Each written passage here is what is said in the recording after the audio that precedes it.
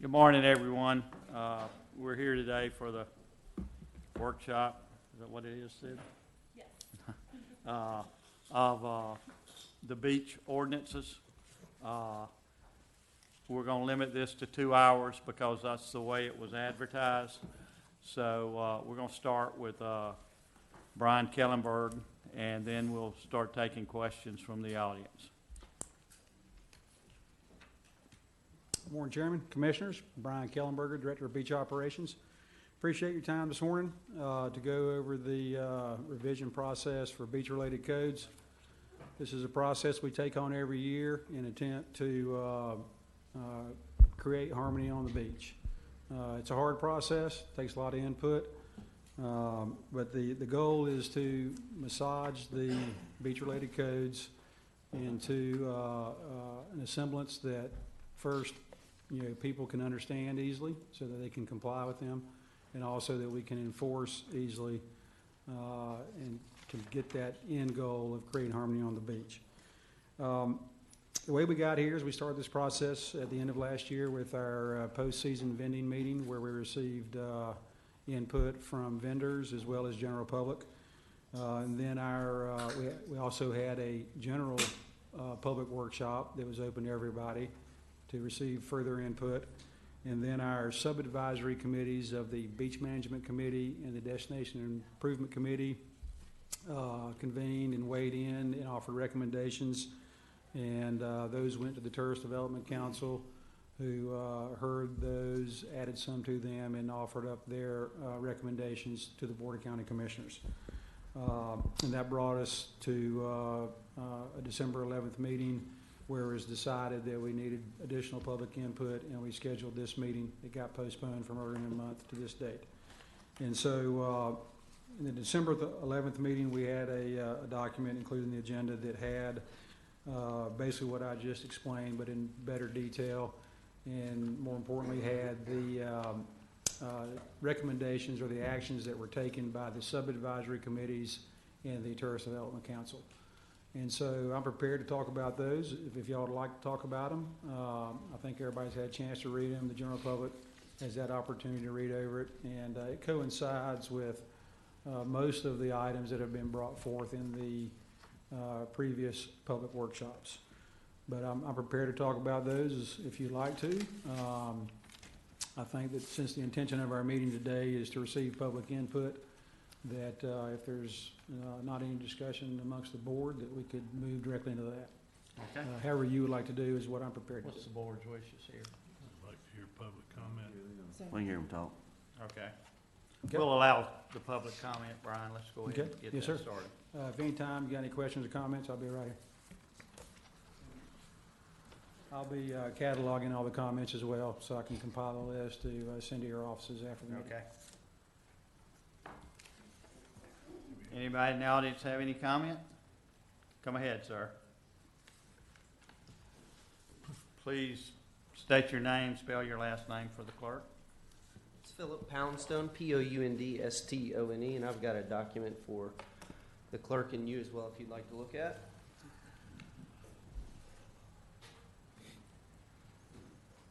I've spoken to most of you directly, so you pretty much know exactly what I'm going to say, and this document summarizes that. This has been I don't want to use the word battle, but it's been a massive issue for our county the past few years, and I genuinely believe that we have a solution that is fair and equitable to vendors, to the county, as well as the general public who have concerns over ghost sets and everything like that. So you'll see the nuts and bolts of this. It's basically very simple. We will put attendance on public beaches if you guys would allow the association to do that. So it would be on behalf of the South Walton Beach Service Association. We would get an attendant on each beach. We would do a pilot program in 2019. Hopefully it works well. We do that at every regional beach in 2020. That attendant will be drug screened. They'll have a background check. They will not set chairs out until the customer comes down. They will pick them up when the customer leaves. We will not exclude a single beach vendor, so employees from every single one of your districts that work for the 50-plus vending companies, they will not lose their job. This doesn't really matter to you all, but it is fair to every vendor because they can continue to do business on these public beaches through the attendant on the beach, and then we split the cost in proportion to which you used it. So if some vendors say, I don't want to do that and I don't want to be on your beach, or hey, I only had one set on that beach that your attendant put out, they pay a very no cost or a very small cost, so no one can say it's big vendor versus small vendor, etc. So I genuinely do, and I know you guys are going to have questions, so I'll be here to answer, but I genuinely do believe that this is the solution that is fair to everyone. I really believe it is a win for you guys and for the TDC. The TDC can hold someone accountable, which is our attendant. As you guys know, over the past 3 years, I've been extremely vested in this process. I'm going to continue to be. We have an attorney representing us that we've come up with formal bylaws. We have a service agreement. Again, as I stated, we are not going to exclude any vendor. They do not have to be a member of our association. All they have to do is sign the service agreement. I feel like this is a very fair compromise that we as vendors have come far and above to come up with something that works for everyone. And I understand it as a privilege, and I appreciate that privilege, and I appreciate you guys giving us the opportunity to do that. And if you guys have feedback, I'd love to answer any questions. But again, I think this solves everything for all parties that have an interest in this. How many members do y'all have? Members, we don't have that many, to be honest. I advertise this to every beach vendor, and as you guys know, change is tough for a lot of people. And I'm not talking poorly upon any vendor, because I want everyone to succeed, and I think I've clearly communicated that myself. So I advertise these Beach Service Association meetings to everyone, and we have low attendance, just being frank, but we have attendance with the bigger companies who care and are willing. Basically, the people who know that change is coming and there's nothing we can do to keep it as we've done the past several years, those are the people that come to these meetings. Now, with that being said, just because there's a select few that are coming to these meetings and participating, I am still accounting and representing the interest of those individuals that are not coming to our meeting, and everything that I'm presenting to you guys is beneficial and helpful to the individuals that are not coming to our meeting, and it does not harm them, and it benefits them, because if we go any other direction, they're all going to be out of a job. You know, I'm going to lose significant income, if not myself be out of a job. Mr. Chairman. Okay. Philip, did you have any conversation with Mr. Rickenbach? I have, yes, sir. It was either before or after our last meeting, yes, sir. Okay, I think at the last meeting, there was a thought and understanding that you and he would get together to finalize or iron out these things. We spoke on the phone, yes, sir. Okay. So we didn't come up with a formal joint proposal. And there's a few nuances that Mr. John and his organization that would probably disagree with certain things of this. But at that point in time, I think those are smaller details that we can work out, that I understand that Mr. Bryan is going to put something together for you guys that's somewhat of a compromise on all fronts. So I think there's some things that me and Mr. John would disagree on that I'm not willing to budge on per se, but I do feel like that we as an association, as vendors, have come significant leaps and bounds to come up where we are now.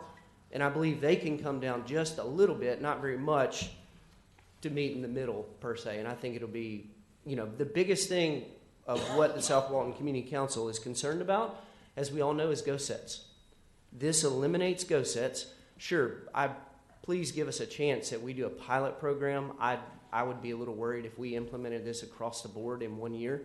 It's a lot of logistics on our end, given that it's about to be February and we start in March. But I genuinely think that this will solve everything that they're concerned about. The most important thing being ghost sets, which you guys have gotten tons of emails and complaints about over the past several years. So I think that this solves that.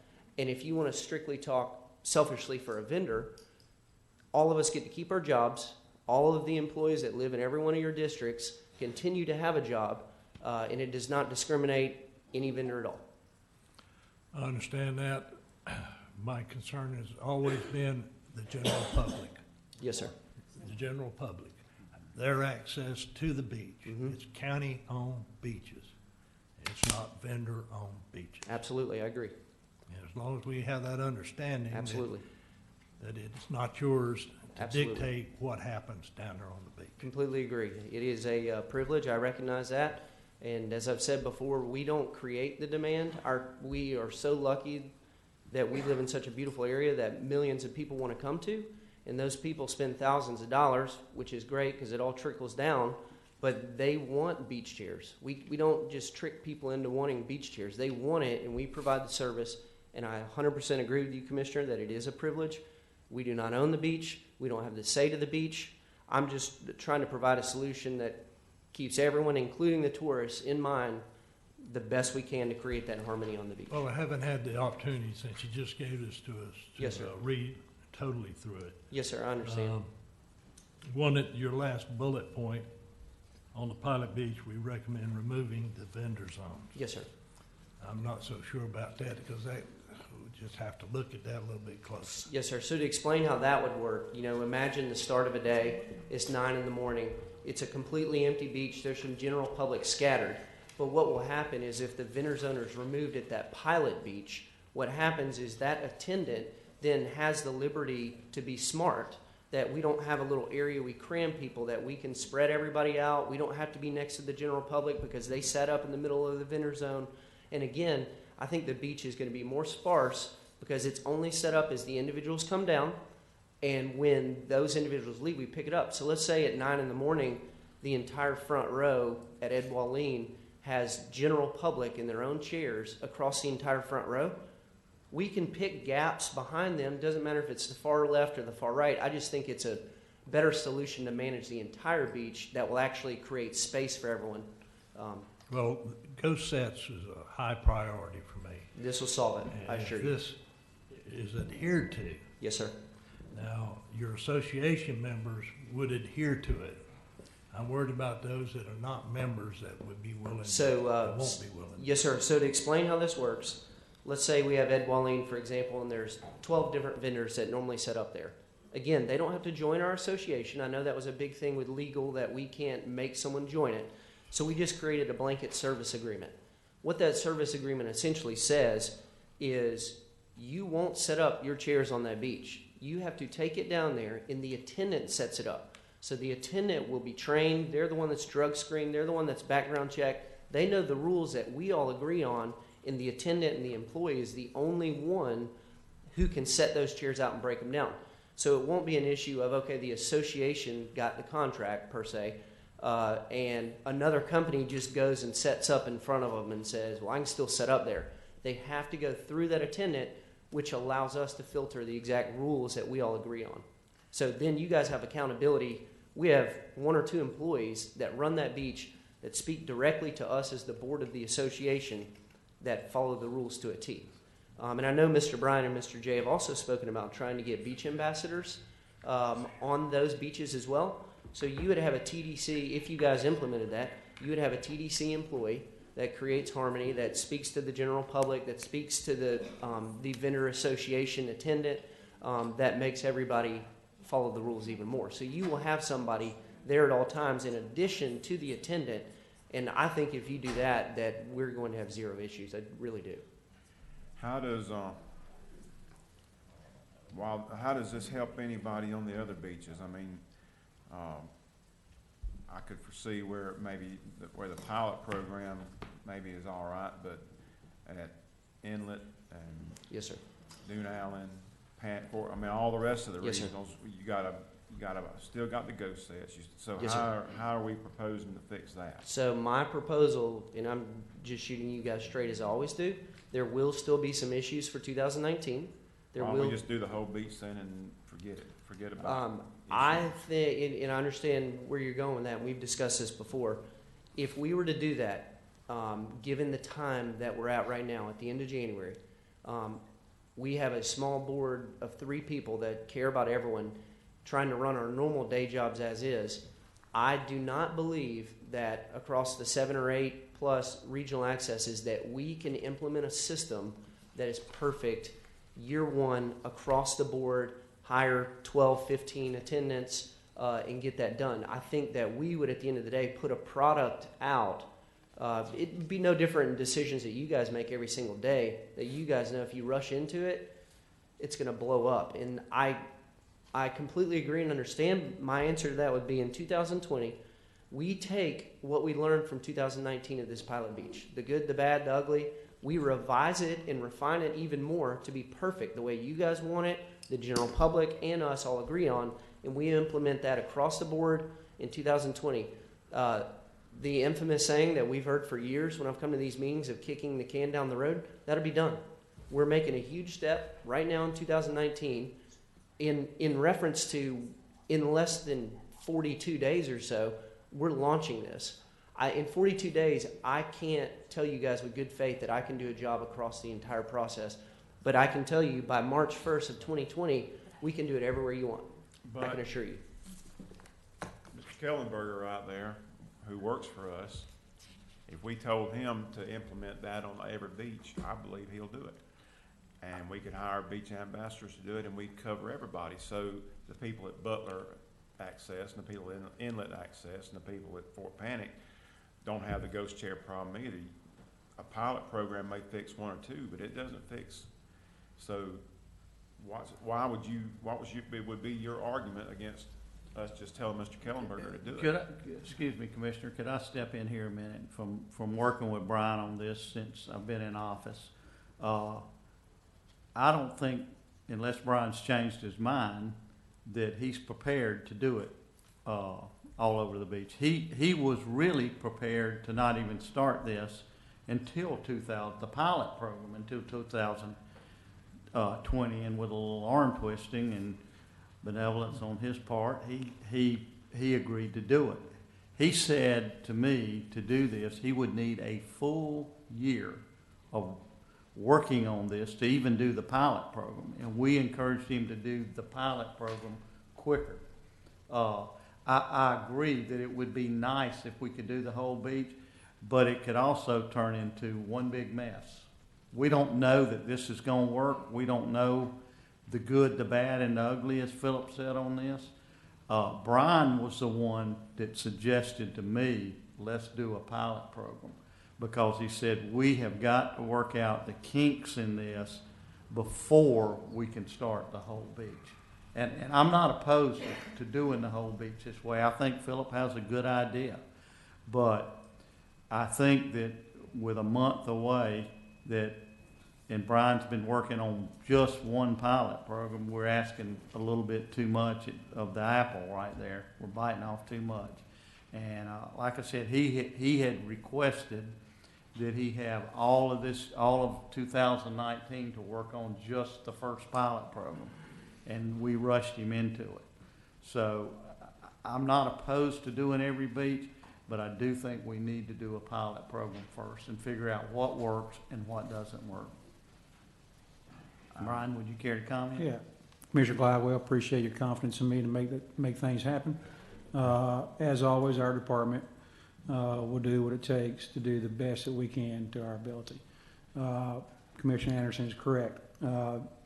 The discussion was based on what's fair to all, recognizing that we were late last year, recognizing that once again we were going to back ourselves up against the 2019 vendor season, and not wanting to do, as Philip has indicated, to not be able to do the best that we can do and have a failure, because I don't want a failure, because then we would go back to what we have now. So I do believe a pilot program would be a good way to make sure that that what we've decided to do is a good way to do it.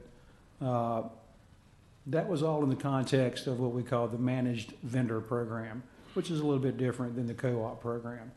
The managed vendor program put a lot more effort on our department.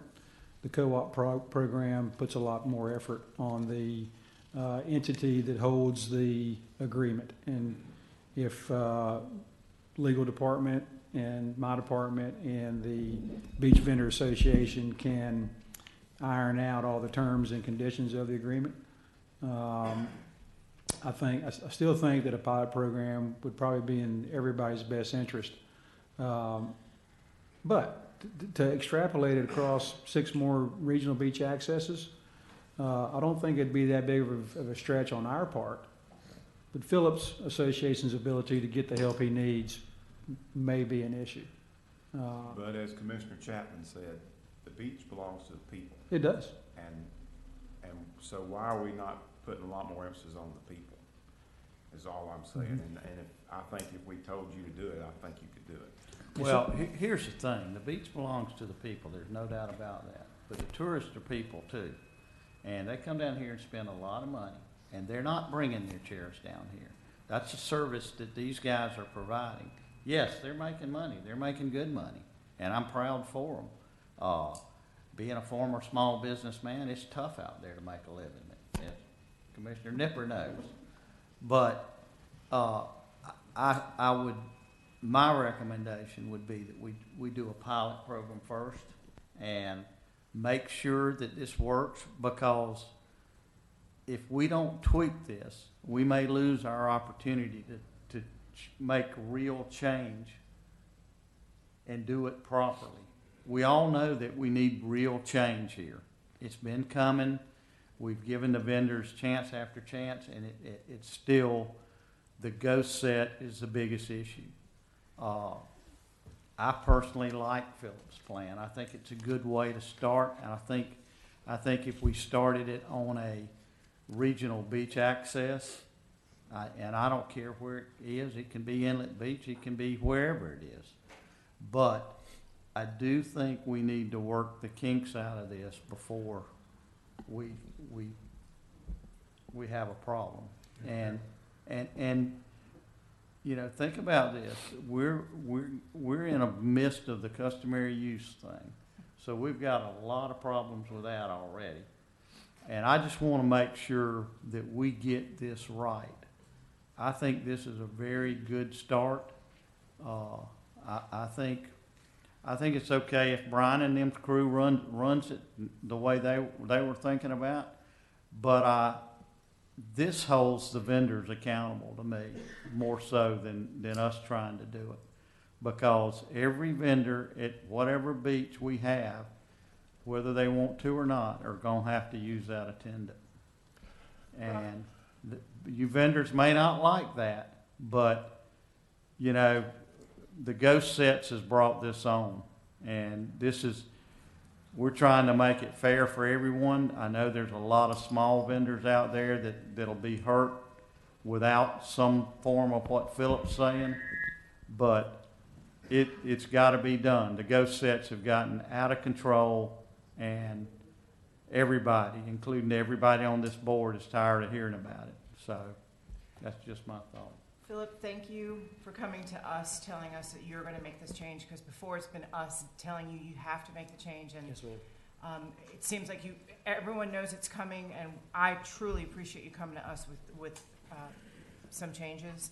The one thing, Brian, can you talk about beach ambassadors? That may be a happy medium between what Right. Chairman So Gladwell was saying. in the past, running parallel to any type of managed vendor program, I've introduced the idea of placing beach ambassadors at the regional beach accesses.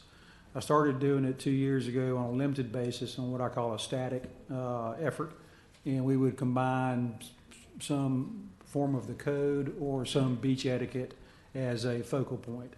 But if we can catch the general public in the parking lot and help them to understand what is allowed on the beaches, it's much easier than trying to do it with beach code enforcement officers on the beach.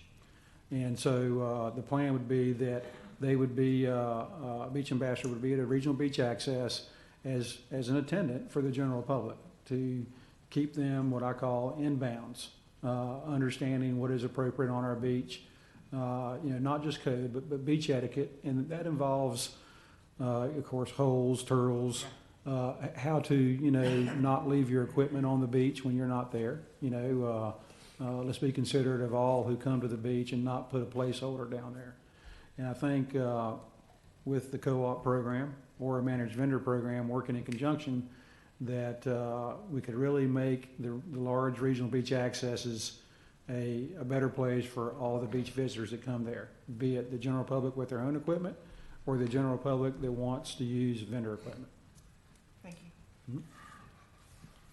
Perhaps a meeting in the middle, so to speak, is to do more than one regional beach access as a pilot program. And the one that you had suggested is just, I had suggested Ed Walleen for two reasons. One is it's a very popular regional beach access, and it's close to my office so that I can personally keep an eye on the program the first year. If we were to do two, Inlet Beach would be a good one to do. It's, of course, it's further away, but whatever effort I need to put in personally and whatever people I need to assign to it to help watch after it. I think it's important that we keep an eye on it as it is a pilot program or whatever program it is. and are there two that are unique enough? Inlet Beach is a large one. It has three boardwalks on it. Has 1,700 feet of beach. I would still do Ed Walleen because, like I say, it is a very popular beach. And the issues that happen there they happen at all of our regional beach accesses. It's a good one to do. Brian, if y'all figured out what method would be used to select who runs either Inlet Beach or... Well, so in the past, under the managed vendor program, originally it was talked about bidding on it because most concession agreements include a base fee and then sharing of revenue or profits. However, realizing that was creating some grief amongst the vendor community because some of them just don't have the means to bid on it. And other groups have great means that they could monopolize it.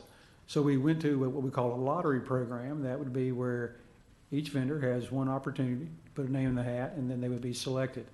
Of course, they would have to understand what the terms and conditions of the agreement would be before they put their name in the hat. However, with that still created grief because it would eliminate a large portion of the delivery vendor's opportunity to service their clients because their clients go to communities. They're not mobile up and down our 26 miles of beach. And so a person that stays in Blue Mountain Beach wants to go to either Blue Mountain Beach Regional Beach Access or Gulfview Heights or Ed Walleen. They don't want to have to go to Inlet Beach. And so that's where the co-op program was introduced because it would give opportunity for all vendors to serve at all beaches, but it would provide for the components that we want, and that is, in a very basic form, managing the vendor product on an hourly basis. I mean, that's the ultimate goal of what we want. And so with Phillips' plan, with the Beach Vendor Association plan, where they are the contract holder with the county, but they give opportunity to all vendors to participate under their program, be they members or not members, I think is a good solution. Once again, each vendor that wants to participate will have to understand the terms and conditions of the agreement. And then, as Philip said, they're developing or have developed a sliding scale, so to speak, based on the participation of each individual vendor. I think that that's a great program. I think that would work, and it would be fair to all concerned. It gets the county what they need, which is a managed beach, managed product on an hourly basis. The concerns you brought up earlier would be addressed by what they would be allowed to set up on the beach and the configurations they would be allowed to set up on the beach. So that would include a certain number of sets, an access aisle for people sitting second, third, fourth tier back on the beach to be able to get to the water's edge, distance from the water's edge, a total number of sets that could be on the beach at any time. And we would figure all this out before we went into the agreement, and so that they would all understand. And there would still be a beach ambassador from the TDC? I would, yes, sir. I always will recommend that, even if we do not do any of the programs that manage the vendor on a public beach. I think it's time for us to have a beach ambassador at each regional beach access. If you go to a sporting event in a large venue, they have people that help you out. They call them ushers or attendants or whatever. Be similar in nature.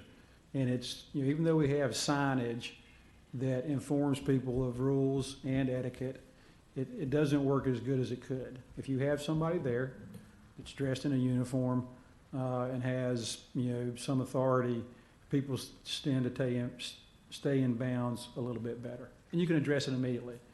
There's been some talk of beach ambassadors being code enforcement officers. I see some value in that, but then I also see value in the ambassador being a person that is a helpful person, because we have code enforcement officers that can quickly be on the scene to address a problem that gets beyond the beach ambassador's ability to get the behavior they want. We can give them a communication device. Yes, sir. We have those. We have telephones with the radio, the mobile talk on it. We're in constant communication with each other. What kind of problems do you see would arise from this pilot program? Any kind of problems that you could foresee? I think that the problems that were presented to me by doing the managed vendor program were the exclusion of a large portion of vendors on any given beach. And I think that the association's co-op program addresses those. And so I really don't see any problems arising. I see the problems that we have now being addressed effectively. The biggest problem being the go set. And the reason that exists is because we have a section of the code that says delivery vendors cannot speculatively vend. In other words, they can't set out sets. And they can't have an attendant there. All right? So by doing this, that corrects the go set problem. The other part of the go set is they have a business practice of they set their sets up in the morning and they tear them down in the afternoon. So we address that biggest problem we have there. And within the terms and conditions of the agreement, we address congestion problems by what I just mentioned. Limited number of sets on the beach at any given time, a configuration of sets that creates aisles for movement north and south on the beach, because that's another problem is the wall of chairs. I can't even get to the water. Our attendant there, in conjunction with their attendant, helps the general public also not create those problems. So, like I say, I think that we've identified the problems that exist on public beach, and I think that these are some of the solutions that will eliminate those. John? Spell your last name, John. Okay, you can't spell it? Not gonna even try. R-E-I-C-H-E-N-B-A-C-H. I'm here on behalf of the South Walton Community Council as well as our members. And I think this is a huge step that we're even talking about the problems or the issues that we have. And I strongly would recommend continually that we have a small working group to talk about the nitty-gritty details, because it's one thing to have conceptual ideas here, but it's a different one to get into the detail. And I appreciate what Philip's saying, but I think I have 2 or 3 issues. One is, it's not just ghost chairs. It's vendor zones, have them or not. Where should they go? It's spacing of the chairs. Those are real critical details that I think we have to get a handle on. The second thing, and probably for me the bigger thing, is accountability. I mean, Philip's organization is small. I don't know how long you've been around. Doesn't seem like a lot of people are participating in your meetings, and I worry about accountability. I mean, if you have a vendor, whether it's one vendor or 3 vendors at a zone, at an access point, whether it's a lottery system or an RFP, to choose that vendor and then enter into agreement with that vendor, they're accountable. I see a little bit the way Philip's thing is, you've got all these vendors, go through him, and then he's accountable. So if we have an issue, you go to Philip, and then he's got to go, so you put an extra layer in between, where we're going to be and the vendor. So I just, if it was a really tight, long-time organization with, a lot of people participating, maybe. But I think that, I don't know that we're going to really solve the problem by, putting one more organization in place and asking them to hold, the vendors accountable. Well, I totally understand that why we want to, afford opportunity for all the vendors out there. I get that, but we're trying to provide, the quality product. And I understand what you're saying. As far as the details goes, those are gonna be worked out. Yeah. the beach ambassador will have the last say on, yeah, I mean, if she sees Phillips' guy doing something wrong, then she can say, hey, no, you can't do that. And you're gonna have to change that. And they know the rules. They'll know the rules. They'll have a sheet of the rules, and if they're stacking chairs too close and not doing that, these are details that can be worked out. The thing I like about this is we do have an accountability. We have one guy that's accountable. And instead of 3 guys, if we split Ed Walleen into 3 different people, we have 3 guys trying to be accountable. And Philip's the guy that if you call me and say, hey, Tony, down here at Inlet Beach, they're not doing their job. Well, guess who I'm going to call? I'm not going to have to hunt down 3 different people and get 3 different excuses. I'm calling him and say, it better be fixed tomorrow. If John calls me back tomorrow and says it's not fixed, we're going to have a problem. And that's what I like about it, the accountability factor for him. I think by doing this, not sure I agree with everything the vendors own going away. I'm not sure about that yet. But those are details that you guys can work out. I just like the fact that everybody that sets up, every vendor still has an opportunity to set up on that beach. That what has worried me about managed beaches, and I've had a lot of conversations with Brian, was running the small guy out of the business.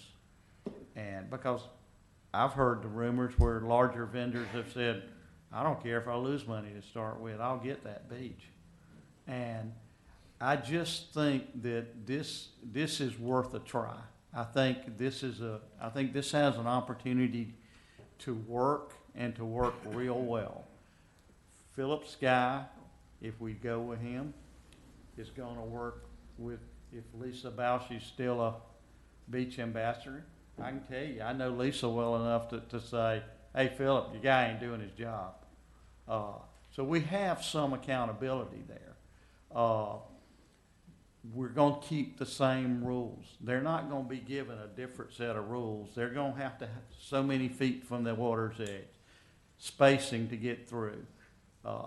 Everything's going like that is going to be, they're not going to have a special advantage. They're going to follow the rules just like they were setting up their own chairs. The great thing about this is if John not coming down to the beach till 11 o'clock, John's chair is not going to be set up till he gets there. That's what we're looking for. Doing away with the ghost set. No, I totally get that. Phil, how many vendors would you have in this program? You said they don't even have to be part of your association. So how are you going to corral all those people and process that part of it?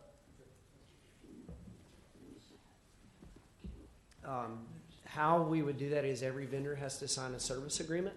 In that service agreement says they will follow by the exact rules that we in the county created that vendor then has to abide by. And again, I just wanted to make a point that I want to work well with Mr. John and his council. I want to hear their opinions. I want to help mold into being a great solution for everyone. I don't want it to be my way. About accountability, if you guys are going to hold somebody accountable, I think all of you have worked with me and you've seen how I interact with you all. I answer my phone, I answer my email, I communicate gracefully to you, to the general public. I think you guys would want to hold me accountable as opposed to somebody else, and you know that I would be a man of my word. And we want to do what's best for everyone. I assure you guys, if you give me the chance, I'm not going away. I'm going to live here the rest of my life. I'm going to make this the best for everyone. And I do agree with Mr. John. I do want to help implement everything they're saying, and I hope you guys, most importantly, see what Commissioner Nipper said. We are finally providing a proactive solution, not a hypothetical pie in the sky. It is on paper, and it is a solution, and I think it's a fantastic start, and we got a plan for it to go across the entire beach in 2020. No more kicking the can down the road. But are you talking 10 vendors or 50 vendors who you anticipate? So anybody that is a signing your service agreement? Yes, sir. So anyone that is doing let's say it remained as is, right? Technically, they say there's 60 vendors, but I promise you, maybe 20 are actually vending on public beaches, because a lot of those are just, the Rosemary beaches, the watercolor, they're just there. They're not vending on public beaches. So let's call it 20 or 30. Well, one individual may just vend at Inlet Beach, one may just vend at Dune Allen, and then 6 of them may vend everywhere. So it's going to vary beach by beach. Ed Wallene could be 8 or 10 different vendors, but they have signed the service agreement and they abide by it. And the most important thing is that those chairs will not go out until they arrive and the go set problem is solved. And the attendant is the only person that touches someone's chairs. The general vendor cannot do that. Does your plan include not just chairs, but also barrels and all the other Yes, things sir. that are vended on the beach? Yes, sir. So my plan for right now would be that special events, you get into special events, that is way over the standard beach vendor's head. There's people that all they do is weddings and all that. So I cannot speak on behalf of them. So I think the best solution for now with the pilot program, those nighttime activities do not go through the association. They would be their own entity through the TDC as is.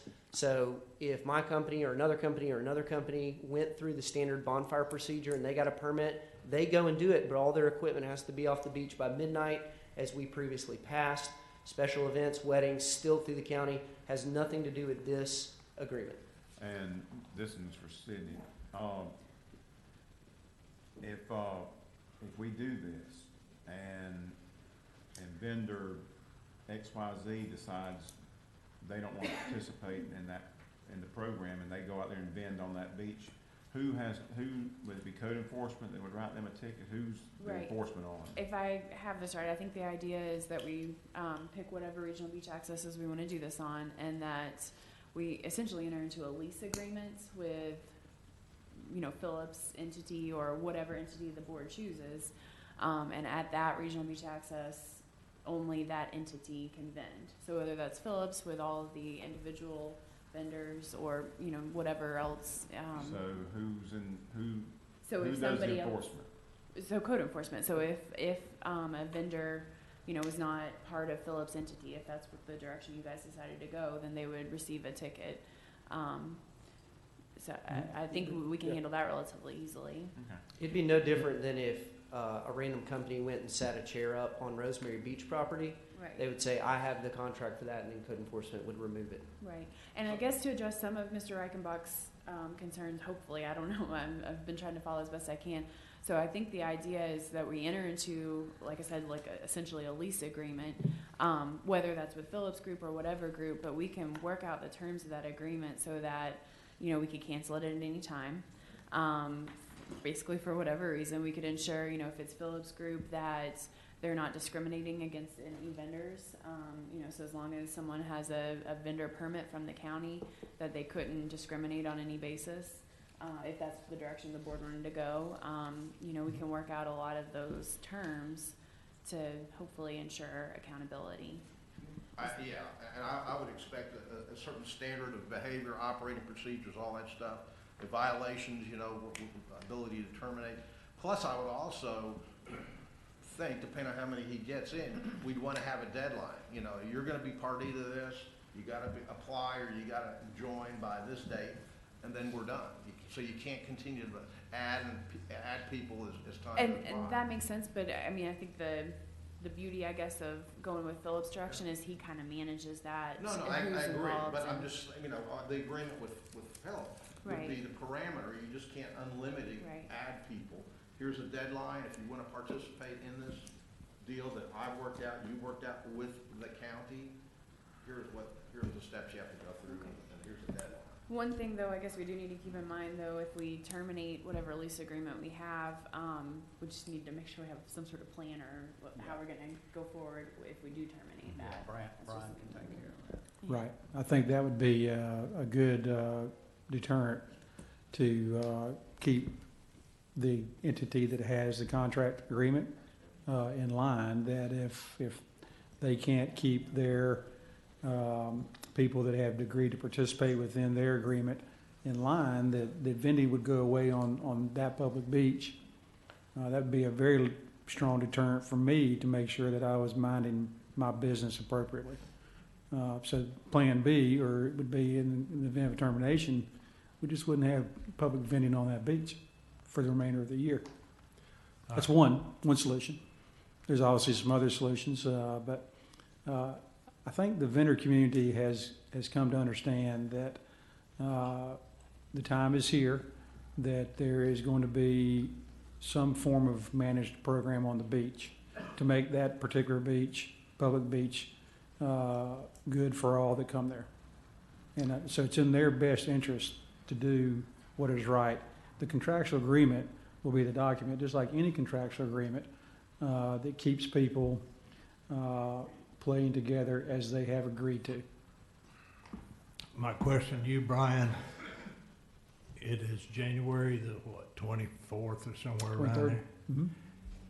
The season starts basically at the end of next month with spring break. Yes, sir. I mean, it doesn't, we don't have a whole lot of time. Can this all be pulled together if the board makes a decision as to which beach or beaches that we want to try this managed vendor product? Right. Can it be in place before the big part of the Yeah, season I starts? feel comfortable that we can get definitely by the big part of the season. So we have a little bit of spring break coming before us here March 1st. That lasts for 4 to 6 weeks. And then we have a lull. But we can definitely have something in place that'll work easily before the first of the summer season. We still have some time in between what we do today and what gets adopted by public hearing at a subsequent meeting. So part of the process is, we're not just talking about a vendor program. There are other sections of the code that have been recommended for revision. They're included in this document. And there's even some other sections that y'all may feel are worthy of consideration. And so the next step is for the board to direct Sydney and myself of which sections y'all would like to consider. We would develop the draft language that reflects the attitude of the board, and then a public hearing will be set to adopt those. And of course, I'm assuming at each one of those meetings, I don't think you'll be prepared to do that today. You may be, but I don't think you will. So I guess for the timeline, so we all know what the plan is going forward. So the purpose of today's meeting is to get your input on what you would like to see in a draft, and also hear from members of the public. Hopefully, if we get some clear input from the board, I can have that draft ready at our next BCC meeting, so that's February 12th, I think. Right. And then at that point, and this is assuming, there's no major issues and we have some clear direction, then at that point we could set the public hearing for the second meeting in February if you'd like, or if you'd rather have it at the south end, we could set a special hearing date, or wait till the first meeting in March, but then we're running into spring break. So we could do it the second meeting in February. Right. I just need to make sure that there's 10 days between the February 12th meeting and when we hold our public hearing. Rich? While Rick's coming up for the chairman, there's a list of items here that's in the beach activities ordinance that I know we've been focusing for the last 45 minutes on beach vendors, but is it your plan to try and address each one of these so we give ideas? Okay, thank you. Thank you, ladies and gentlemen. My name is Rich Jaffe. It's Jaffe. I'm the president of the Historic Inlet Beach Neighborhood Association. And first and foremost, I want to commend everybody involved in this discussion, because it's clearly an issue that should have been under serious discussion for a long time. But I'm not sure that this is necessarily the best answer. And right from the start, let me tell you, I think there's a systems problem here. And I say that because, for example, the list that Mr. Poundstone gave you of his suggestions on how this is supposed to run, nobody else knows what that is. And those exact issues are going to require a hell of a lot of public input and scrutiny, because, again, it is the public that owns those beaches. It's us. And just because he says these are the rules we want to work by, you know what? They should be our rules. So let me suggest to you that any submissions like that need to be disseminated to everybody out there, the voters, the taxpayers, the property owners, and everybody sitting in this room, quite frankly. When it comes to the ghost sets, at Inlet Beach, we've got a big problem with that. The Point has, at least over the last year or so, a contract for, I believe, somewhere upwards of 100 sets on the Orange Street public access there. And they don't all get used by any stretch of the imagination, but they are set up every day. I would suggest to you that the simplest way to deal with that is the same way you deal with setting up anybody else's chairs, which is if you've got a name and you've got somebody that wants to use those chairs, they go down there. You don't just arbitrarily go down and every day set up 100 chairs because you got a contract for it. I think you already have responsibility. If people call, they want chairs set up, you got a name, you know where they are, you know when they're going to be there, quite frankly, or a time frame and a window. And one of the other problems, and this speaks to what Commissioner Glidewell was talking about, I think you already have accountability, especially if, as Brian says, you're going to have a beach ambassador at every access, every beach. Henceforth, that's wonderful news. That would be great. You've already got somebody there. And quite frankly, you also have lifeguards at those beaches who I strongly believe should be empowered to be at least eyes and ears for these sorts of things.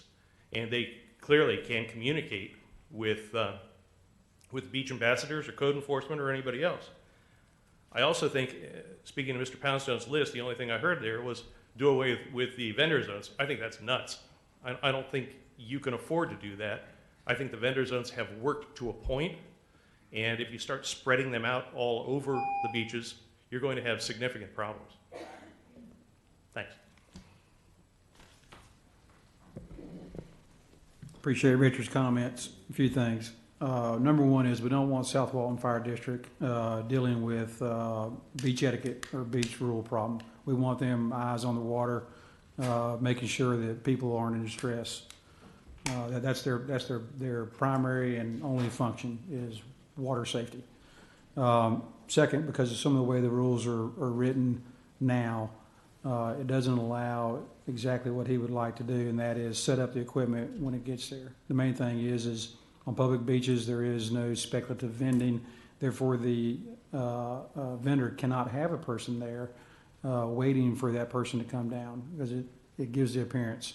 And even though some vendors tried to do that this past year, they usually get complained on by other vendors because it appears that they are speculative vending when they have an attendant sitting on the beach.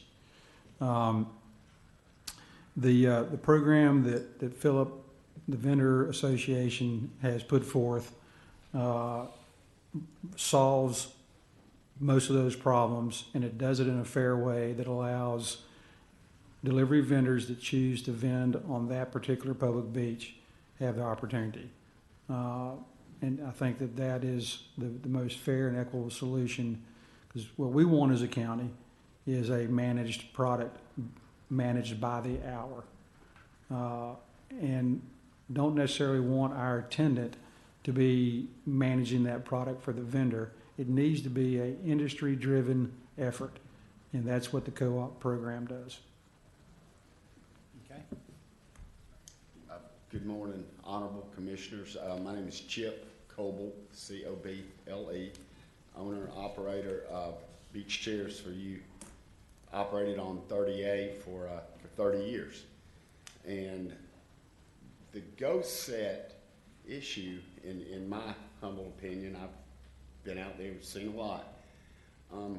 I think your ghost sets are seasonal sets. If any of you gentlemen and ladies, or anybody from the north end of the county, calls and says, hey Chip, I want to go to Edwalline, or I want to go to Bramble Grove today after church with my family, or I want to this or that, sure, we'll meet you down there. We'll try to find you a spot to sit. If you call me back the next day and said, you know, that was so great, I've got a house on North Andalusia that's not Gulfront, can I get a seasonal set for the year? You know, the 30 years I've done this, would never consider taking a seasonal rental if it did not have a piece of Gulffront property, if they weren't a Gulffront property owner or a Gulffront condo. I don't think it's fair to the citizens of the county to contract with someone that doesn't own Gulffront to put a set of chairs out every day on a county beach. But I do think that the folks in Walton County want the ability to be able, the few that still like the beach services, to be able to call and say, hey, Chip, I know it's worked out, and I'm speaking mainly from Eastern Lake to Seaside. That's just about the only area that I operate now on County Beach. But I've got old customers and local folks that used to call and say, hey, we want to go sit at Live Oak today on a Sunday afternoon. Well, now with the vendor zone, no vendor zone being what it is, just about all of the Gulffront Beach from San Juan Street back to Seaside is a no vendor zone. A lot of cases, they're Gulffront McMansions that are never occupied, or occupied maybe one weekend out of a 3-month time frame. And that homeowner, one fella in Aberdeen, Scotland, has a camera on his 3rd floor balcony, and when he sees somebody sitting behind his house, he can call code enforcement, and then code enforcement comes out and kicks the vendor or kicks the local folks that are trying to sit and enjoy an afternoon off the beach. And I appreciate all y'all's, efforts in trying to fix, and I'll be happy to help any way I can, but. Chip, Yes, sir. do you see where Philip's idea could work? I do. I think if I was going to codify anything, I would somehow tie back in together where if you were going to be a vendor in good standing with the county and be able to set up on a county beach or a county regional access, that you can't offer seasonal rentals. Say, it's almost like the nuclear arms race. Once the first homeowner, say at the point, once they supply a complimentary or a free set of chairs with their rental unit, well, then the folks that are online looking for a place to stay, well, gosh, this guy's offering a free set of chairs. So what was one seasonal set 3 years ago turns into 40 or 50 seasonal sets by the next year. Everybody says, well, gosh, if Joe's offering a seasonal set of chairs with his rental unit, then I need to offer one with mine. And it just kind of multiplies and ends up. I know in Old Seagrove, the few beaches that are left that me as a vendor can set up on are old friends of mine that go back 20 to 30 years that own Gulffront property. And they say, Chip, my guest can't call you and get a set of chairs because there are 24 sets of chairs out here behind my house that's still a vendor zone. They don't get used. They're, in a lot of cases, seasonal rental sets. And, they're paid for in January.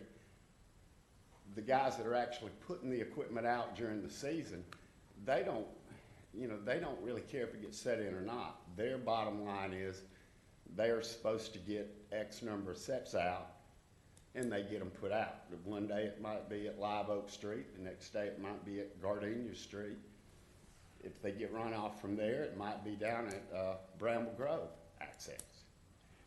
So, could you speak to what Mr. Joffrey was talking about? The 100 sets that are out there. Is that sort of what you're saying? Exactly. That's probably a few homeowners at the point the first year they own their units and were on a rental plan.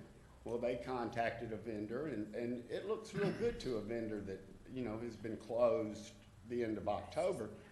If you can send out letters and rent, however many seasonals you can book in December and January, those folks will send you a check. And, you know, you're getting, it looks good when you get several checks for seasonal rentals in January and February. But, you know, it's a different ballgame, so to speak, in July. You said you've been in business 30 years? Yes, sir. So you were doing it when there was no complaints? Yes, sir.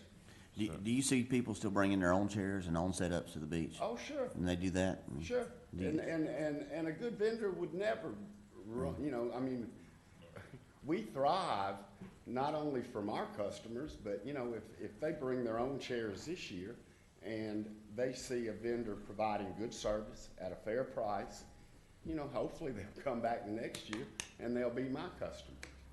Are you a member of the vendor association? No, sir. No, sir.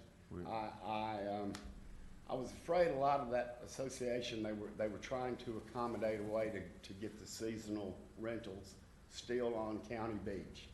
And I think that's kind of, it's like if I own a small farm and have 3 cows on it, and my cow happens to get out and eat my neighbor's grass.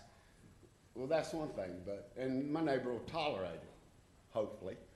But if I have a small farm and I put 100 cows on that small farm, knowing that they're gonna be on my neighbor's grass every week, my neighbor's not gonna be very happy and there'll be an issue. And I just never thought it was morally or legal, I don't know about legally, but morally right for me to contract with somebody that didn't own Gulfront property to put up a set of chairs every day on somebody else's beach, be it county or a private Gulfront homeowner. If we, so a working group was mentioned a while ago, if such a group was organized under Brian, would you mind sitting on that? Since, I mean, 30 years, you're probably the oldest vendor out there. Yes, sir. Probably in both. And thanks for bringing that up. I didn't mean, No, I didn't mean age, I meant. no, I am. I'm pushing 60. I bet you know where the Pompano beach is at, right? You know where when the Pompano run, you know where to be there, right? Well, I do, and I have, but yes, I would be more than happy to help in any way that I can. Well, go ahead, I'm sorry. Oh, that's it. Here's the thing, I think, on the public beaches, I think this type of idea would work. On the private beaches, there's not a whole lot we can do about it. We can't tell somebody what they can do on their property, and right now their property's in dispute as far as customary use goes. But it would be hard for us to even enforce that on private property. I don't think we could enforce it, could we, Sid? Oh, and I wasn't Yeah. referencing. This is a way for us, and I agree with you. I don't like the yearly rentals. I think that's part of the problem.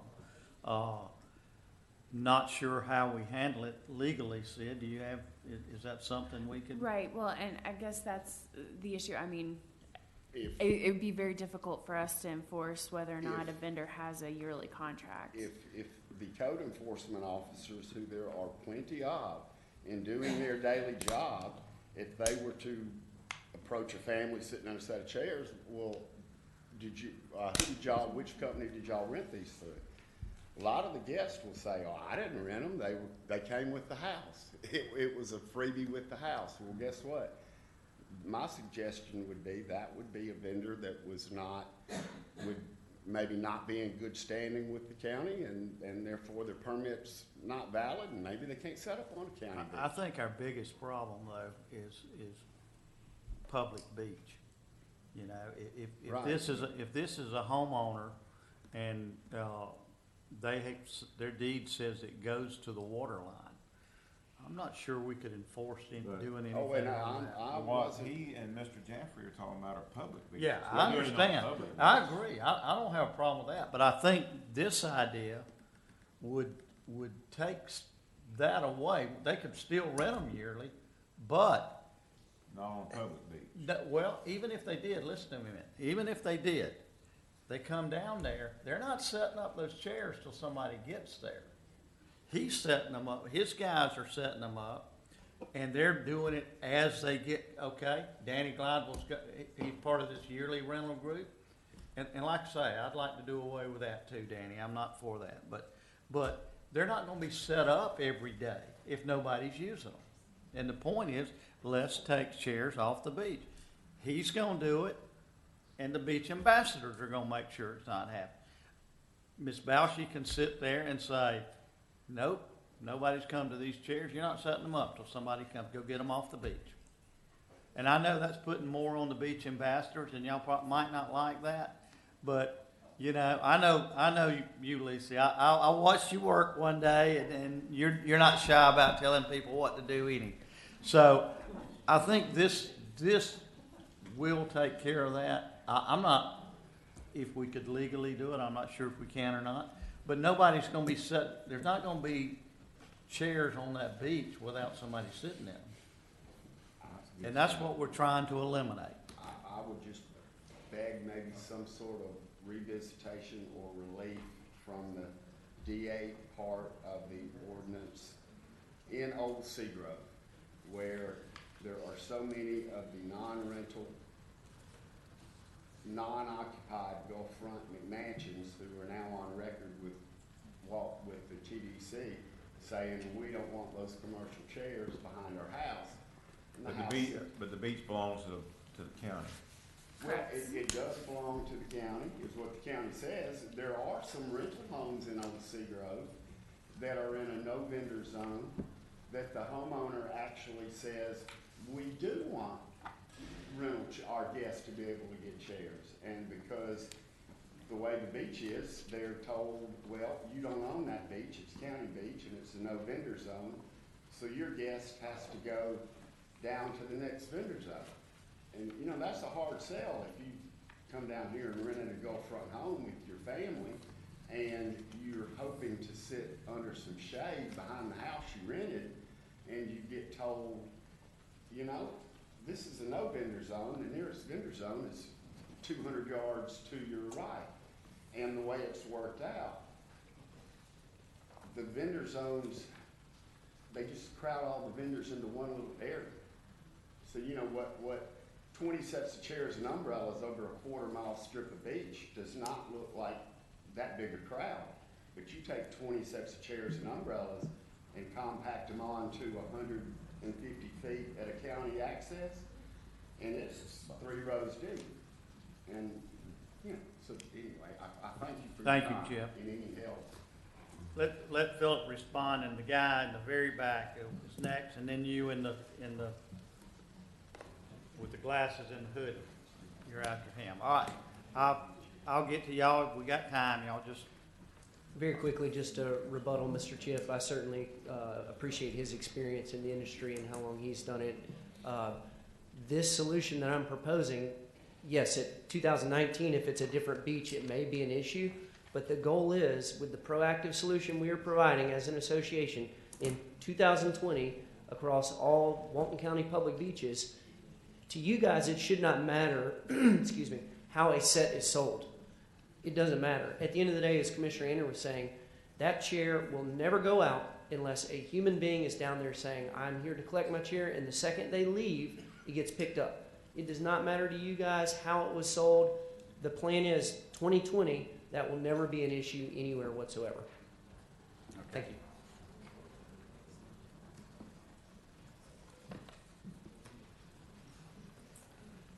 Benjamin Tipton, Tipton. I've been doing beach chair since I was 13 years old, on my own business now for 4 years.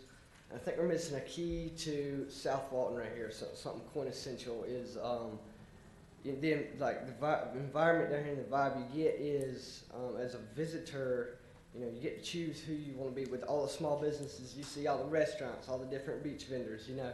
And if you're going to do this at a public access with one, maybe all the vendors get to use it, you know, or they go through one guy, they're not getting to use their guy, you know. I disagree with you there. I think with this plan, if I call you and I say, hey, I want to rent a set from you tomorrow at Ed Walleen, I'm dealing with you. I don't care who puts the umbrella and the chairs up. I'm coming down there. I'm paying you. You're going to have a set down there. You're just not going to set them up, and you're not going to have to come pick them up. You're not going to have to break them down. You're not going to have to set them up. They're still coming through you. He's not gonna advertise, hey, I'm this association, you have to rent from this association. If he does that, he loses the contract and probably gets sued because that's discrimination. So you still have your customers. You still have everybody that you sell to, or rent to, excuse me, still calling you.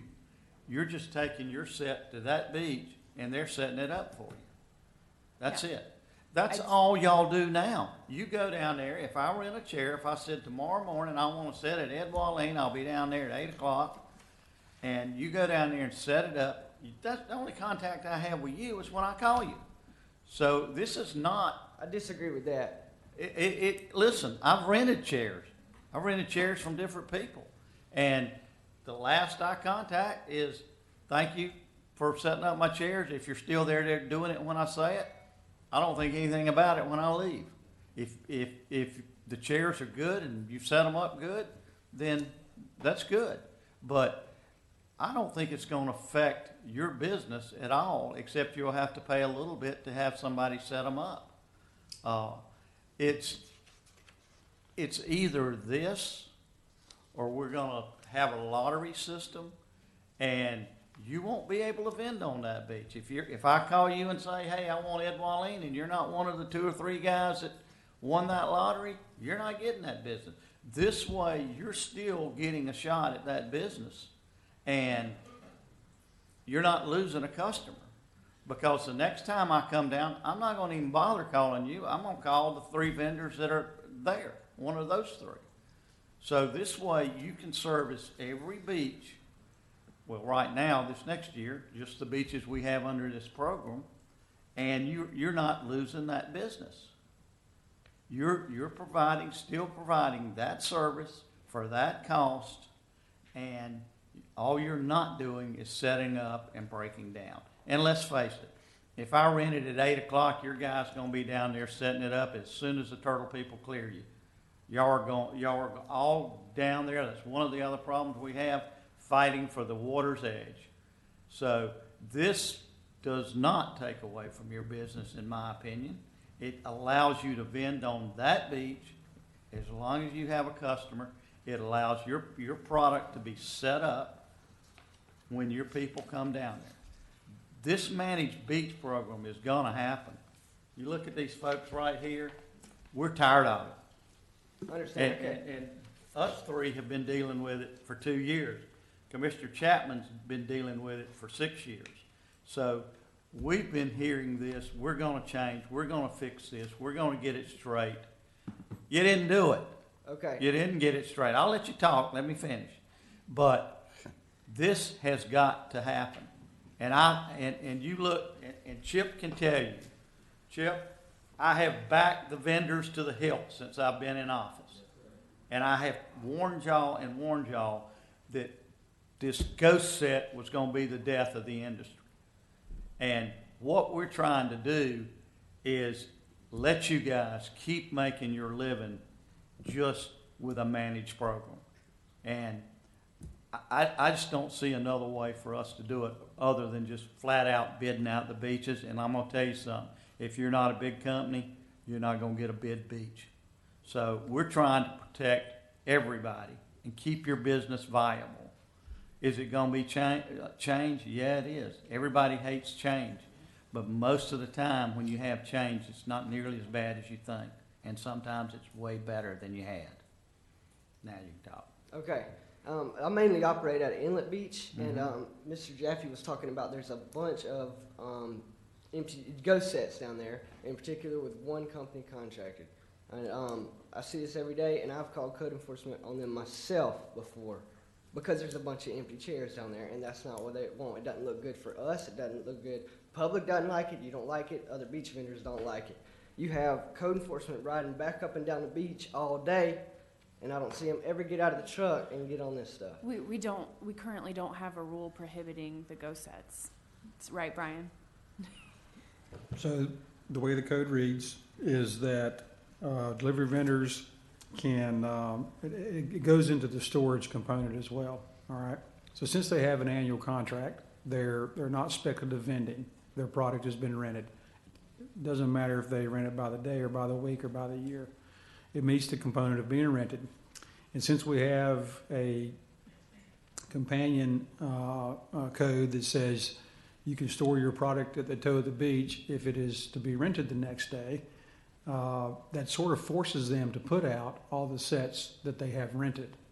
Last year, we attempted to eliminate or minimize the ghost set problem by allowing some limited storage at the toe of the dune during the day.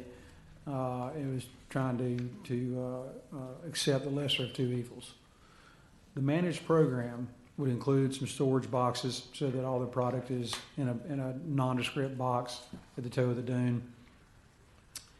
More importantly, it would solve the ghost set problem. As in, there's an attendant there that puts the chair out when the person gets there, and they pick the chair up when the person leaves for the afternoon or the day or whenever they leave. And I mean, another solution is for you to be at the beach all day, every day, and watch your customers as they come and go, and take your things off the beach every night, all of it. I mean, that's the other end, but that would be extremely costly for you, I imagine. Yeah, I'm on the beach all day, every day anyway. Okay. I love to do it, and like as you're saying, I walk by the beach and check on my people, make sure they're doing okay. They have questions about the turtles, about the holes, about, the tides, everything, this and that I can answer that somebody might not can't. I think that's quintessential to the experience. This is not going to stop that. This is you're up and down the beach. You're not at one beach all day long. This is going to have a guy at one beach, or a girl, excuse me, at one beach that's going to be the one in charge of setting up the chairs and breaking down the chairs. Nobody says you can't walk down there and say, "Hey, Mr. Jones, how's your experience? Are you having a good time? You need anything from us?" Nothing's going to stop that. That's going to be the same. You can walk on the beach. Nothing's illegal about that. Right. What we're saying is there's going to be an attendant at that beach all day long. And those chairs are not going to be set up until somebody comes down I there. understand. Okay? Thank you. Thank you. You got it. You've had your hand up for a while.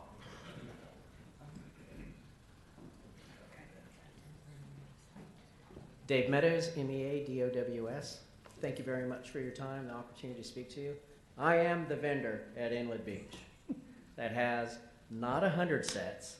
There's 97 units for our contract that we have with The Point. At the most I put out, and I explained this to Brian over the past 3 years that we've been doing it, instead of me putting out 97 sets, I put out the maximum 45 in the peak of the summer, 15 to 20 during the spring and the fall.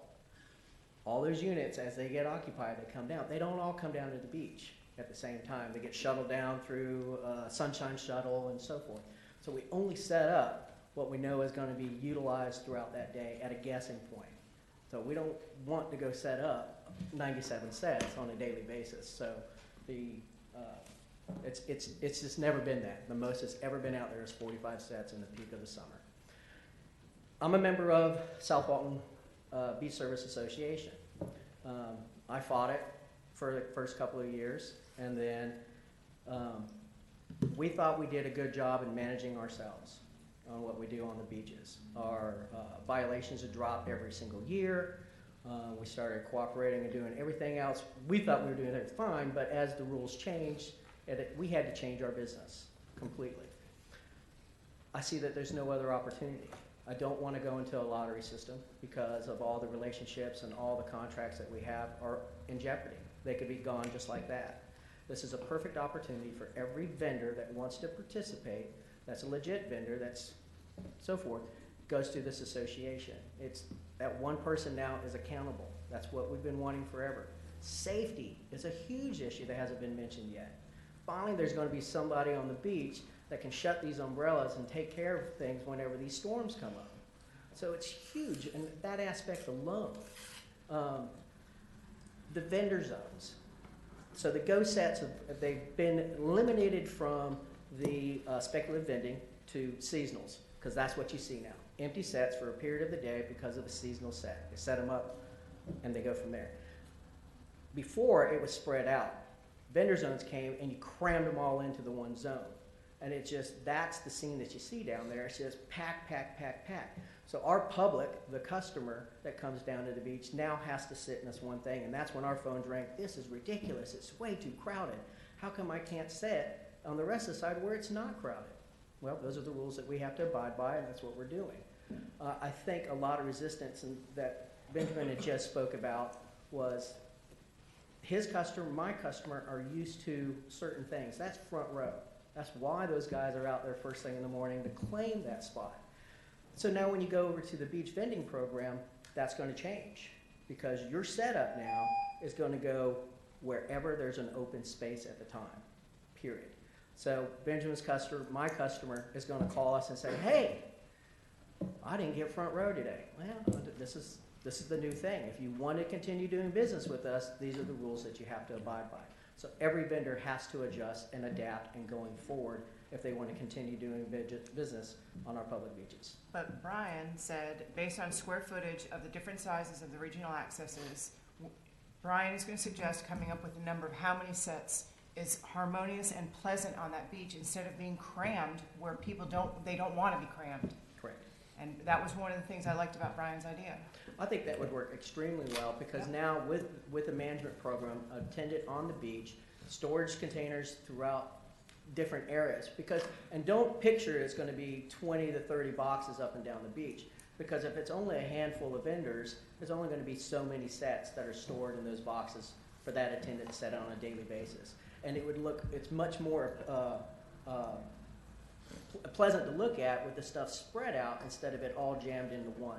We'll have happy customers and we'll have happy public, because we're not going to cram them, 5 sets in a row, because they won't have that opportunity. You have to find an available spot. Thank you. Okay, thank you. Just a second, Rich, we were way down the list, bud. Right there. You're next in the back. Good morning. Heather Perillo, P-A-R-I-L-L-O. I am the COO of Live Well 38. I've been in the community for a year now. And I'm also the 3rd member of the South Walton Beach Service Association. Although our numbers might be few, you have 3 people who are committed to enhancing the experience of everyone in the community.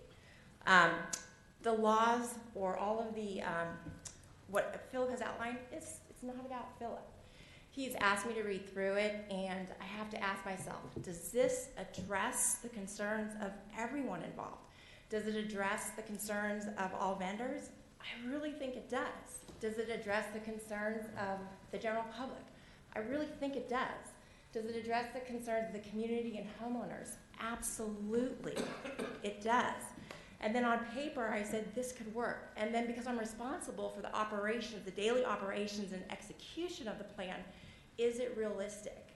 And it is realistic. And I'm actually excited about it, because not only does it promote accountability of everyone, it truly, truly promotes the collaboration of the vendors.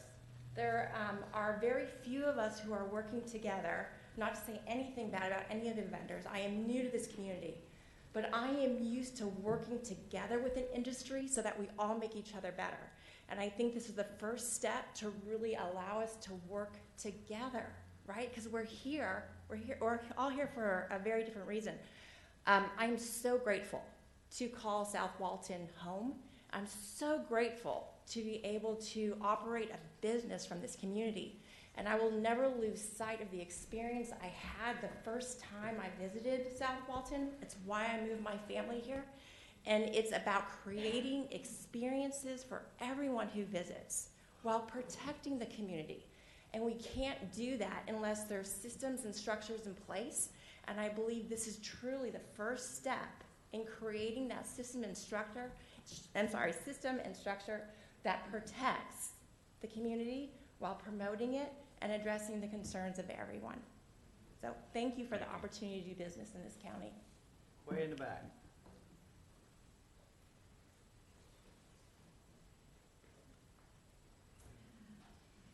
Hello, my name is Karen Bennett, B-E-N-N-E-T-T. I have kind of a unique perspective. I've lived here 15 years. I'm in the rental business. I sell real estate. My daughter owns a beach vending chair business, and I'm also a Gulfront owner. So I've seen it from all different angles. And I like this plan. I'll be honest, it's the first I've heard of it. I have not been contacted by them, and that's probably because I'm a small vendor. That worries me a little bit. I don't know what the costs are going to be for us, and I would really like to see that. And I agree with the gentleman that said none of us have seen that proposal but you guys. So it would be very beneficial for the vendors to have maybe their own meeting separately to understand all the limitations around it. But I'm not against that plan. I do really want two things to be understood. One is the ghost chairs.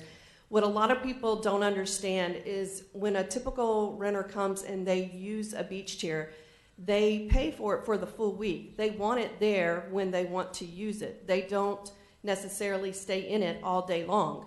They will use it, go eat lunch, come back. Oh, today we're going fishing. We're not going to use them.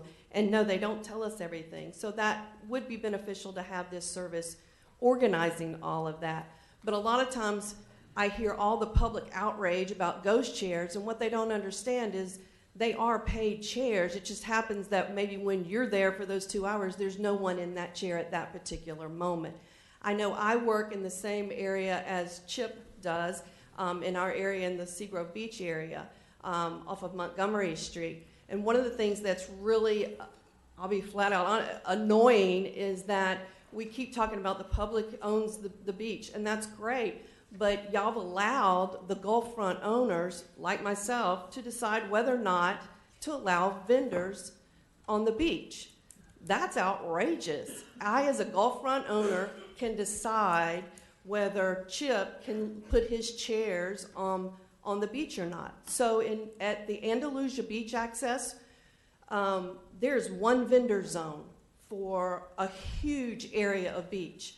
It's 60 feet wide. That's it. Across the street, you have Grove by the Sea, you have Sugarwood Beach, you have all kinds of neighborhoods that have to come across the street. They want to rent chairs. It's too far to bring chairs. There's no parking, so these people can't just drive and park and unload their own chairs.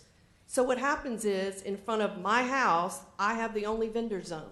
I have unlimited number of vendors wanting to set up all in front of my house only. Because obviously I want my business to be able to rent chairs, but at the same time, I have renters that want to rent chairs there as well. So you've crammed us all into one area and made it a nightmare. If whatever plan you decide to go with, you do need to get rid of the vendor zones. It's just cramming everything into one area, and if it's spread out, it will regulate itself. Okay, we're running late, so we're going to just take a couple of more. Barbara, you've had your hand up for a while.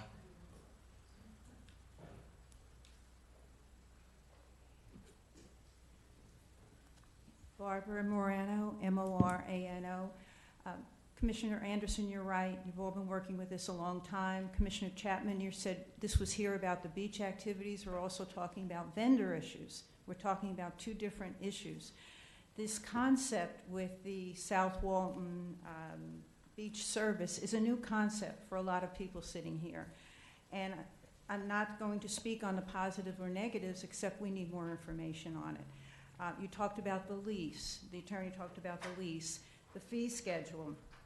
You know, I still think we need a little working group when you work out this agreement. If you're choosing, I mean, the county now is choosing an organization to help in beach management. And that has a lot of advantages, but it also has some concerns for the public. I think we want to know where it's really going. They talk about the vendor zone. Commissioner Chapman, you brought to my attention, it ran north to south, but the public thought we had to stay on one side. We never thought we could use the whole beach. So there's a misperception out there, and you're wrinkling your eyebrows, Sydney. The public really thought we only had half the beach, not the whole beach. So you're right, the vendor zone is a big issue, whether you eliminate it or whether you tell the public we can use the whole beach. We need to know a little bit more about that. And that, as I mentioned, the fee, what is the county getting out of this? you're really not getting any money. You're buying a service from this beach company. Am I right? That's what you're doing, you know? No, we're not buying this. Well, No. you're not buying, all right, you're working, you're working? Yeah, no, we're not buying Yeah, this. okay, excuse me, that's the wrong word. You're working with this management system, but you're not getting a personal fee from it. So that fee is going to that association management service by the vendors. So there is a group of people that are saying the county's not getting any money out of this. You know, we're not doing anything for that, and that's public land. You also mentioned Ed Walleen. I think if you come with a pilot program, you need to do more beaches. There has to be a compromise. Ed Walleen is really used by local people. They don't rent a lot of chairs. The rental market are in other beaches. So I think we need a compromise from what Commissioner Glidewell said to what Commissioner Anderson said. I think we need a little bit more managed beach vendor service going into 2019, and I really would appreciate, I think everyone would, and think about a working group, whether you choose someone from South Walton Community Council or some other active community people from Inlet Beach. I think we need the public input. When you look at this lease, there just isn't enough time, and we all feel so rushed. I know you do too. And everyone's here for the same reason, to make this work. I think our goals are the same. We just have to get together a little bit more. Thank you. Rich? Just 30 seconds, I'll be quick. And this is just to point out a fallacy in the thinking here. It was said that if you do away with the vendor zones, that they will spread out along the beaches. Let me tell you what I think is going to happen. You take the little Wall Street neighborhood access beach in Inlet Beach, and you do away with the vendor zone that is to the left of that walk down, I guarantee you that at 7:30 in the morning, the vendors who are going to be leasing the chairs on that beach are going to come in, and they're going to set up all the way across the direct access as you walk down to that beach. So the people who live there and own property there will have to go hither and yon just to put a chair down there. If you do away with those the access areas, the restricted areas for the vendor zones, you will have first thing in the morning the primary access, the primary areas that most people would like to sit at, out of bounds. Over here. Last two. We've got other business we have to get on to, so. Good morning. My name is Joe Testa, T-E-S-T-A. I'm basically an old guy beachgoer.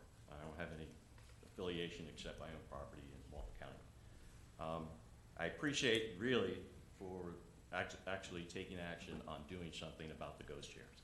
However, today, although it's a very big topic, we didn't really focus in on the ghost chairs. And what I'm hearing is there could be not until 2020 until something's done about it for everybody.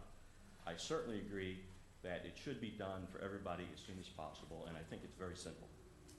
You cannot have any vendor, any person, anybody just can't claim a piece of public property for either their profit or not being there and for somebody else. I can't go down and take, as a person, I just can't walk down and take 50 yards of beach and put a blanket out there and say, you know, it's mine. If anyone wants to come, it's my friends. They'll come whenever they want to. So I think that's the issue. It isn't chairs. It's claiming a piece of public property when you're not there. Now, if you get there first and you want to put a beach chair in there and sit there for an hour, go home for an hour, come back, no problem. You were there first. First come, first serve. And that is typically the way it is done. First come, first serve for a piece of public property that the public owns. Parking spaces, all kinds of things are like that. So I'm asking the board, I understand that the management of it is difficult. I understand there's a lot of competing ways to do this. I haven't heard competition. Certainly you want competition. I haven't heard that at all. So I think that should become a piece of the overall piece of the pie, because a little guy may want to charge a little bit less. If you don't do that, then it's prices are gonna skyrocket, everybody wants a little piece of the pie to jump in, there's no competition. So you gotta have some kind of competition, in my opinion. And lastly, it's a simple thing, it's an ordinance. You just cannot claim a piece of property, public property, for your use unless you're there.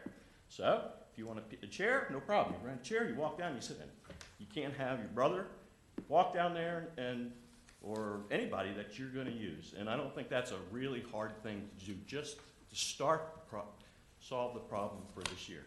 Because if not, you're gonna be like me, and I go to the beach a lot with my family, you walk down, you see, hey, I can't even get near the water. And there's a bunch of chairs sitting right across the water that's no one's in there. And what I have been doing, and when I get annoyed enough, I'll just go sit right in front of that chair within an inch. And that causes problems. Because now somebody's gonna tell me, I don't wanna sit there, this guy's sitting 1 inch from it. That causes conflict and should be stopped. So that's all I have to say today. And I thank you for your time. Mr. Bagby.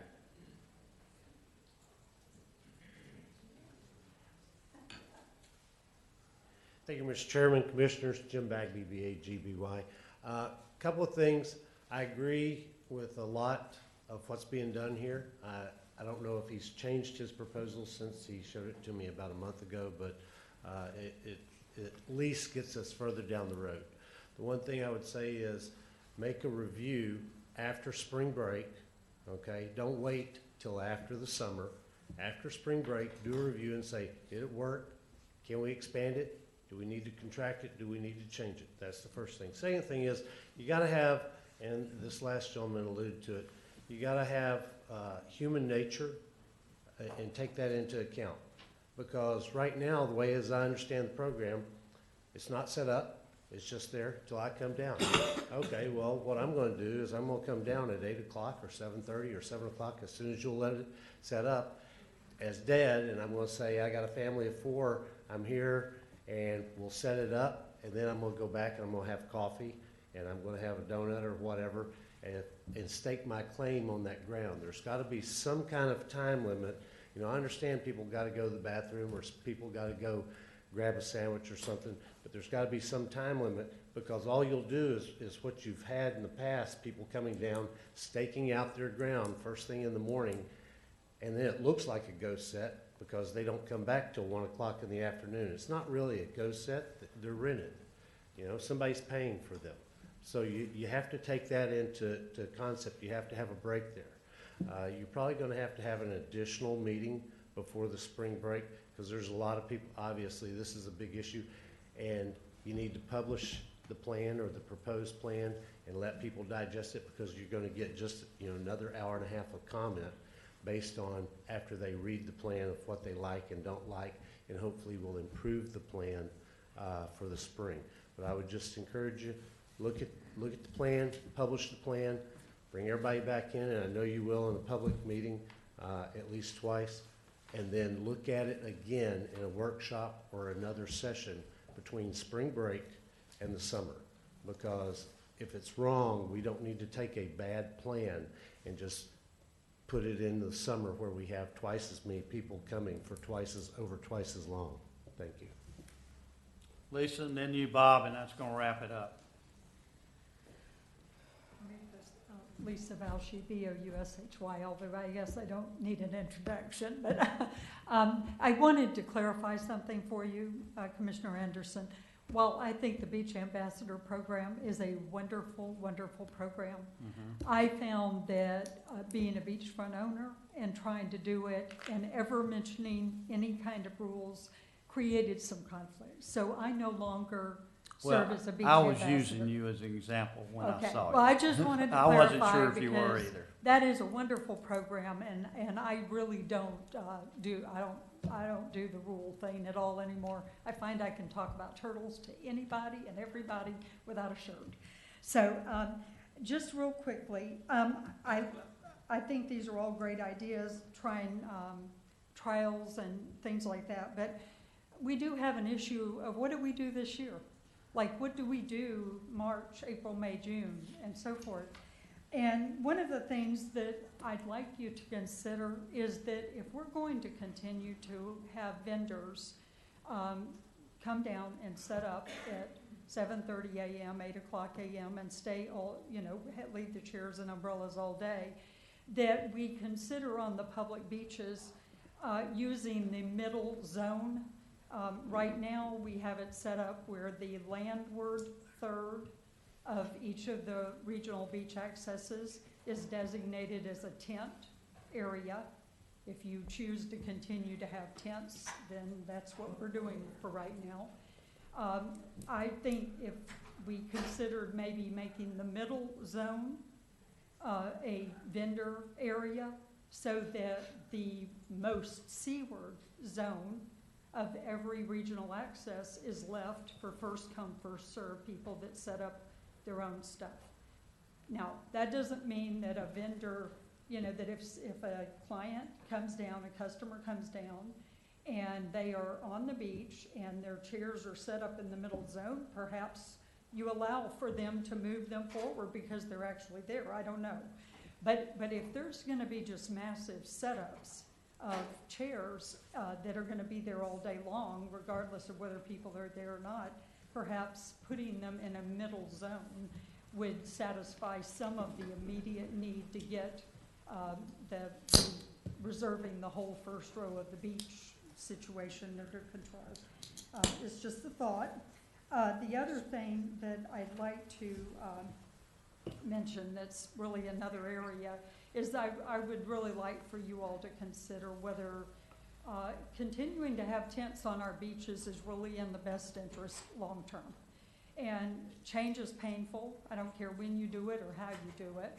But if long term you think that the tents are going to continue to cause problems, right now that's not the focus. I get it, it's vendors right now, but it's been tents on and off. And if we want to avoid the beach spread issues that come from people reserving the beach, whether it's by tents, whether it's by vendors, we have to start making some hard decisions and living with them and enforcing them. Let's wrap it up. Lisa, we've got Yes, got one more. We've got a lot of more work to do, Okay. so. Okay, that's fine. Good. Thank you. Lisa, just real quick, Yes, sir. would you say a worthy compromise might be to move the tents to the back third? I think the tents in the back third They already help are. us They on already public are. beaches, They already yes. are? They already are. Problem is the staking down to the land. There you Pardon? go. Bob? Thank You're you, up. Lisa. Lisa, I'm sorry you're no longer a beach ambassador. Bob Brooke, B-R-O-O-K-E. Mr. Chairman, thank you for the opportunity to speak. First, I'd like to commend Mr. Poundstone for the time and effort he's spent and the thought he's given, excuse me, to try to solve this problem, and it's been plaguing us for quite some time. I think there's some kernels of real solutions here to a very sticky problem. If I understand what's been proposed correctly, and I haven't read what he handed out, and I look forward to seeing it in more detail, but if I understand this, there is at least someone from the association acting as an agent or the vendors themselves can come down and set up chairs or equipment on the beach. But as I understand it, can only be set up when the renter arrives, and they will be taken down sometime at the end of the day, allowing for times when the vendor or when the renters go to lunch or use other. Usually, you'll see a cooler or something there and know that the equipment's been rented anyway. It's not just like early in the morning when you have 100 or 50 empty chairs with nothing around them. So I think it'll be clear or evident that those units or pieces of rental equipment have been rented. But I think that idea. I really like the idea of the first come, first serve. It opens the beach to every member of the public, whether you're bringing your own equipment or renting some equipment from a vendor. It treats everyone equally. If you want to get a front row seat, you get there early. And I applaud it. I think it's a very good idea. As far as the pilot program concept, my experience has always been when you're making big changes and you're doing new things that haven't been tried before, you always learn from a pilot program. Now, whether it's one beach or two beaches, that's to be decided. But I think the concept before we go into it whole hog from one end of the beach to the other, some sort of pilot program is the right way to go. Thank you. Thank you, Bob. Thanks. Okay, we're gonna move on. We'll save last few minutes. We'll come back to this and give Sydney some direction. Brian, do you wanna go through the other? Well, and I guess the main thing is Brian and I just need some direction on what on this you would like to see in a draft. Not just the vendors, but all of the other things that were in here. So, the remaining- Chairman, appreciate the opportunity. So in the handout that was in the December 11th meeting, the general public can go to the Board of County Commissioners website that has the agendas, and they can download this document that you have in front of you. Jason can put it up on the screen right now for people that can read the screen.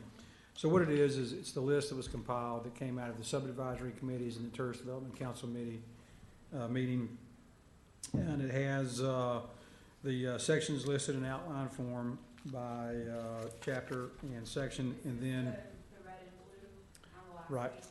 Yep. And so then it has in red the two advisory committee recommendations, the action they took, and in blue is what the TDC, the action they took or recommendation they have made to the BCC. So I'll just go down by section. 2231, horses, dogs on the beach. First one is section B2, annual permit, and it's very simple. Add a prohibition for transferring a permit to persons not able to receive permit with penalty of permit revocation for 1 year. What that is we have people that rent houses that advertise dog friendly, and they transfer their permit to the people that come and bring their dogs. You're not allowed to have a permit unless you're a property owner or a resident, and so we catch people oftentimes. I have to go back and look and see, but it happens enough that it is somewhat of a problem. And so what it would do is, if we catch a person that has transferred their permit, their permit would get revoked. They would not be able to get it for the next year. We think that would be enough deterrent to keep that from happening. Want me to continue on, or do you want to have any discussion over these, or do you want me to just explain? Continue on, and if anybody wants to stop you, they can. Okay, all right. So it received recommendation from Destination Improvement, and that was only discussed by the Destination Improvement. It was also approved by the TDC. Beach Management didn't take that one on. Next one is allowable times. Right now we have a difference in time based on the time of year. It's around daylight savings time versus non-daylight savings time. We would recommend that we just make it universal year-round, and that would be from 3:30 p.m. to 8:30 a.m. So what that allows is you to have your dog on the beach from 3:30 into the evening hours, and then in the morning up until 8:30 a.m. It makes it easier for people to understand, and that one received recommendation from Beach Management and Destination Improvement Committee, as well as the TDC. Once again, we always attempt to make codes easier to understand and easier to enforce. Okay. We're gonna go through them all, Bob. Okay. Section 2254, general use of the beach. Item A, or item 2A is 2254B5, fire permits. We have some conflicting language. We have in there the permits for 24 hours, but we have another section of the code that says you have to have it cleaned up by 1 a.m. So we just asked that the 24-hour section be struck. The next one, 2254G, personal property on the beach, prohibit unattended equipment. That was an attempt to not have people reserving space on the beach. To be quite honest with you, it would be hard to enforce. How do we determine if people are simply swimming, going for a walk, and all that? It did receive recommendation approval from Destination Improvement Committee. It was tabled by TDC pending additional information. And additional information, like I say, was on enforceability. The next one is 2254R, personal property on the beach, 15-foot clear corridor at water's edge, change restriction to include all of the beach. Right now, there is that restriction on the public, and it does not exist on private beach or the people that own the main water line. It was lobbied successfully by a large resort property last year, and that's why it was not included. This would help with just general public east-west movement on the beach, as well as South Walton Fire District that needs to get up and down the beach, and also our code enforcement. With customary use, our code enforcement people are going to be, you'll see more of us on foot and on ATV. During the summer, it'll also be on foot. And so it gives us opportunity. Now, it does seem like a hard thing to enforce, but it does give us opportunity to ask people to move back. Brian Yes, sir. said, there's a notation in here is whether legal has determined if it's within our jurisdiction and all that on on the private side. Right. I'm okay with us going forward with this as a regulation. Yes, sir. If I can remember correctly, it was 2 years ago, I think, that this got added, and we had discussion about it, and there was some concern by one of the resorts that they had already set up their contracts for the year. Right. Yeah. I mean, the problem that you get into is, frankly, where is the mean high water line, which a lot of people will tell you they know where it is. No one knows where it is. It changes daily. Where it's located in relation to the water is going to change. Sometimes 15 feet from the water is going to be below the mean high water line. Sometimes it's going to be on private property. It's just, but you know, at the end of the day, I think that this is reasonable to ensure that people can traverse at least on the mean high water line, which there's no question that that's legal. I mean, I think it's reasonable, but the problem is if we measure it from the mean high water line, that we would have to have a surveyor down there every single day to figure out where that is at any given time of the day, and that's obviously not practical. Brian's going through that process right now. Yes, sir, but that only determines the mean high water line at that given point of the day. I mean, we're going to have to update that survey on a regular basis. Well, the survey will be done, correct me if I'm wrong, you do the survey for mean high water. Yes, sir. And then that's established, and yes, I know it changes in 19 years or whatever the heck they do. But where it is, I mean, it changes. But you'll It's be in able to flux. go out there and stand after this survey's done with it, Part of the approval. and be able that to you say gave us it's over last here week- today and over there tomorrow. Well, so part of the approval he gave us was to purchase some survey equipment that has very small discrepancy ability. And so we can go down and pinpoint where the mean high water line was surveyed on the date that it was surveyed, okay? The definition of the mean high water line is the confluence of the mean high water plane with the sandy beach. What affects that the most is the change in the beach. The 19-year average you're talking about is a modifier they apply to sea level to take into account the lunar tidal phase. And so, yes, it'll help us out. It'll But help. so when you're on the beach, you have to have some source of identifying where you are. And to be honest with you, the easiest one is the water's edge. And that's why we refer to this as the water's edge. Water's edge is where the water's lapping up on the beach, because the tide during the day changes that. And so, once again, this is an attempt to give people opportunity to traverse east and west, to give opportunity for emergency people to traverse east and west. Do I anticipate us writing citations for this? I really don't. I anticipate having this as part of the code to give us opportunity to ask people to move back. Because right now, I don't have opportunity to ask people to move back. And they're putting chairs right at the water's edge. They I put it mean, right on the water's edge. You, and then- you can't walk in front of them and not be in the water. Right. And the reason for that is to keep somebody from sitting in front of them. I foresee an issue on the private beach. It possibly could get challenged, but, everything we It do wouldn't be has the that first time. possibility. I mean, Unfortunately. that's up to you guys how you want to handle it, obviously, you know. Okay, so shall we move on? Sure. Next one is 2254P, holes, restrict leaving holes on the beach, suggested max size 2 by 2 by 1, received recommendation, approval from Destination Improvement Committee, and approved by the TDC. To be quite honest with you, I don't believe we need to make a code on holes. I think we need to have the ability to educate people on the detriment of digging a hole, and more importantly, leaving a hole. And I think we can accomplish that with beach ambassador programs. Well, yeah, we don't want to get like some county somewhere around here can you build a sandcastle anymore? They prohibited that. That's Right. getting Like I say, there's a lot of stuff that can be handled, and we've gotten a very good start with, of course, our Beach Ambassador program and with the Volunteer Beach Ambassador program. And, you know, education is always a good answer versus codifying something. Next one is 2254Q, tents, public beach, prohibit tents. Private beach allowed by annual permit. This received recommendation approval from the Destination Improvement Committee. Beach Management Committee did not approve for recommendation, and it was approved by the TDC. Currently, our code says on public beach, your tent has to be on the top 1/3 of the beach.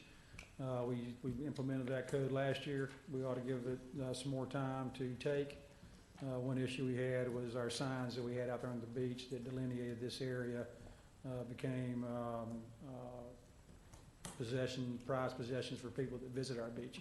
They would stole them or tear them up, and anyway, they went missing fairly quickly. We can do it differently. I'll work with our marketing department, get our graphic artist to produce something that'll go on the boardwalk, very similar to the turtle signage we put out last year that was, you know, got some good response. So you think we need more time on this, right? I think we need more time on this. I think if you try to ban them on private beach, once again, you will be challenged on that. If we do a biannual permit, you know, it doesn't do anything. To be quite honest with you, the problem with tents on private beach is not that big of a deal. It's on public beach. Okay, moving on, obstructions on the beach, add verbiage to include beach equipment and list of defined obstructions. So right now, that was part of the signage code. We separated those out so that we could have a separate signage code. We still had obstructions on the beach. Some property owners and their associated vendors would use equipment as a kind of a barrier on the beach. I think with the other items we have, with the 15 foot from the water's edge, that we can, you know, not necessarily have to have this in there. Once again, it would be hard to identify if a chair is set up as a barrier versus being set up by a specific place vendor as a piece of equipment that is out there for the day. It did receive recommendation approval from the Beach Management Committee and Destination Improvement Committee and by the TDC. 2257D, additional 50 permits in 2015. This was in the beach driving permit section, and it was added at that time period, and it had it was basically for that year, and so it no longer applies. We just asked that it be removed so it doesn't cause confusion. Received recommendation approval from Destination Improvement Committee. It was only discussed by that committee, and it was approved by the TDC. Beach vendors policy.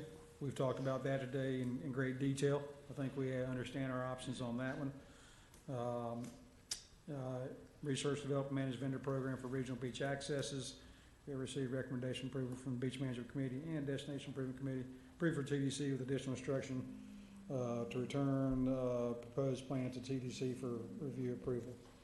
So I think what we've heard today is that there needs to be some sort of form of plan.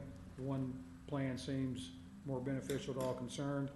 It appeared to me that you would like for me to establish a committee to iron out the details, and so we're prepared to do that. Well, I also think that you probably need to hold a workshop on that and let, Yes, sir. you know, because everybody's not going to be appointed to the committee. Right.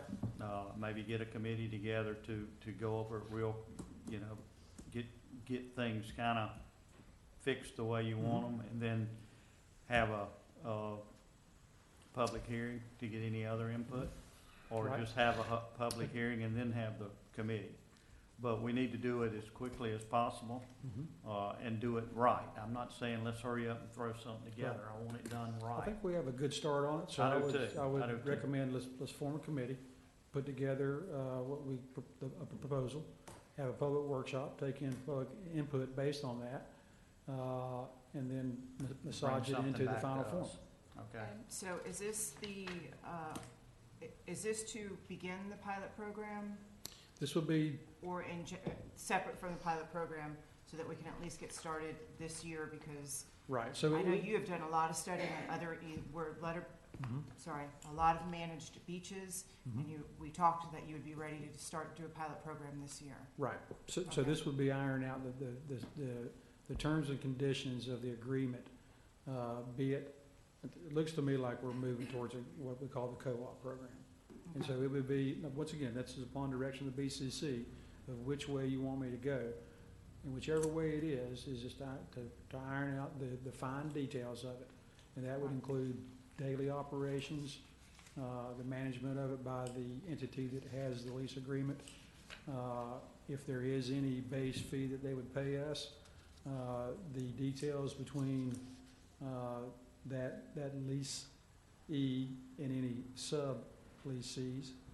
So is it now time to say how many beaches or for the pilot? Well, I program? think that's for Brian to bring back to us. Okay. Right, at that time, we come back and say, we feel we can successfully do it on 2 beaches, 3 beaches, or at that time, if you said, no, Brian, I want you doing all beaches, we would say Okay. 10-4. Thank you. We'd be here to do that. I really want you to look hard at this thing from the Beach Association. We've been trying to get them to step up, and I they're, really have. Yeah, they're stepping up, and I think having just one group in charge, I think the other way, I'm afraid, is it's going to limit, I think it's gonna hurt vendors in the long run, and especially the small vendors.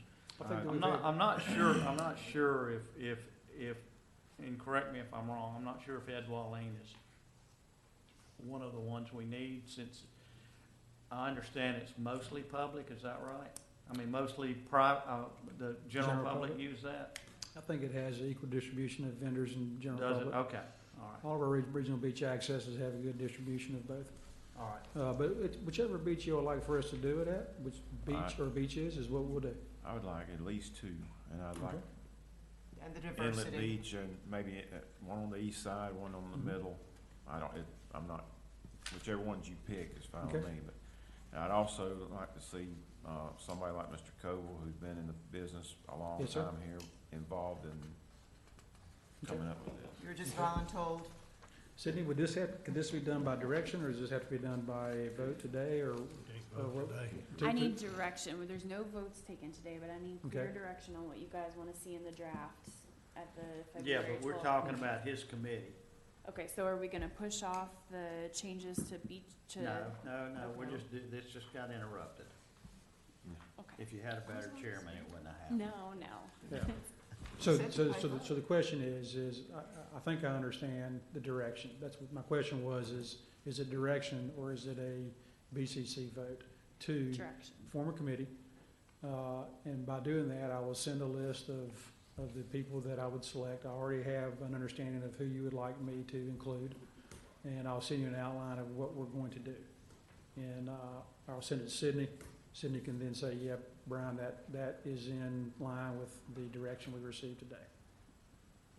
So, I'm sorry, so is the plan for Brian to establish a committee before February the 10th or 12th, whenever our next meeting is? As quickly as possible. I mean, we may not be able to. To decide start on sorting the out the details of what would be the We're gonna co-op sign program. the rest of this today. Okay. And then you're gonna draw it up and we're gonna vote on it the 12th. But the vendor part, we need to, he We're gonna- needs direction on what to do as far as forming a committee. The rest of the Okay. items is correct. We need direction from the BCC on which items they would like to consider for revision. And that Right. would be at the February 12th meeting. Okay. And at that time, we would set a public hearing. Right? Right. I'm just confused about the committee and, Do we need to vote on it? That's what well, we he's asking. can't vote on it Yeah, today yeah. because we just have a Yeah. So workshop we're giving you scheduled. direction to form a committee Okay. and bring So- it back. But I mean, I think that, well, we can work out the details, but you guys might actually have to vote on the committee on February the 12th. That's fine. Okay, but that will necessitate pushing off some of these decisions. together, bring them forward to the board at that time for it to approve. Okay. I'll bring the names forward, and I'll have an outline of what we're gonna be doing as the committee. Okay. Why do we have to approve the commit, I mean, it's sort of their working group, it's not a formal, I mean, I'm just Right. asking. Yeah, I would feel more comfortable if we had formal board approval Okay. about the committee, but We can work out those details. Okay. Sorry. Go All ahead, right. Brian.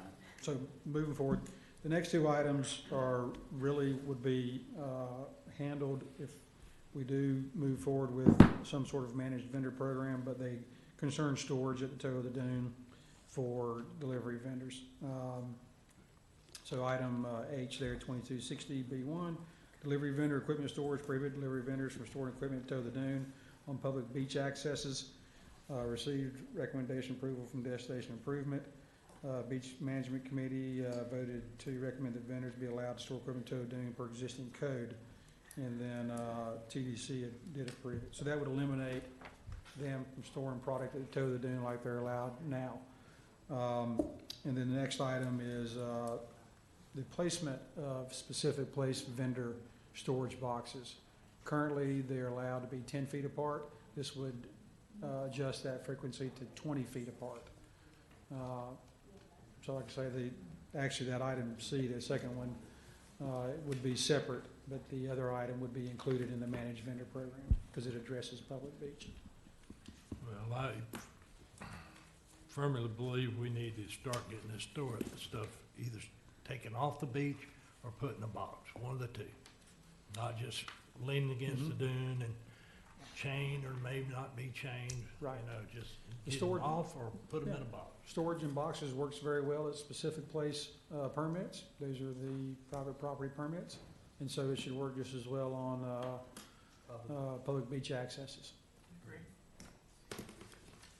Okay, so those are all the items. There are a few other things that were not brought forth by any committees, and those are some small definition adjustments in the front of the code. And it really is to clean up, you know, every year we clean up some of the definitions to reduce ambiguity or any conflict in them. So we'll have those included when we do the final draft or the draft copy of it. And of course, paragraph D8, the neighborhood beach accesses, public beaches associated with those in that paragraph D8. It was brought up tonight. It has always created conflict in the 30A corridor because we have a lot of public beach that is seaward of private property. And as one of the presenters brought forth is that it's not just people that don't want vendors, it's people that do want vendors that don't have opportunity to vend. Well, correct me if I'm wrong, Sid, Brian, this has been a thorn since I've been on the board. That's over 6 years. Correct me if I'm wrong, but the D8 was established whenever the renourishment took place on the west end.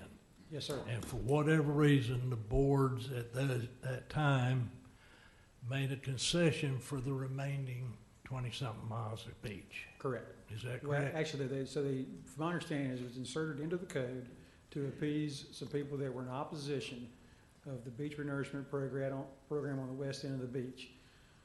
And without understanding that the way it was written would also affect public beaches in the 38 corridor that have not been renourished. Well, that's how we got to where we are. We've got several hundred feet of beach that it cannot be used per se as for vending or whatever because of this D8 requirement. Correct. So it may be something at this time the board may want to consider changing and apply the D8 only to that area that was originally renourished back in, what, 2004 someplace? 2005, 2006 time period. I'm sorry, what was the question?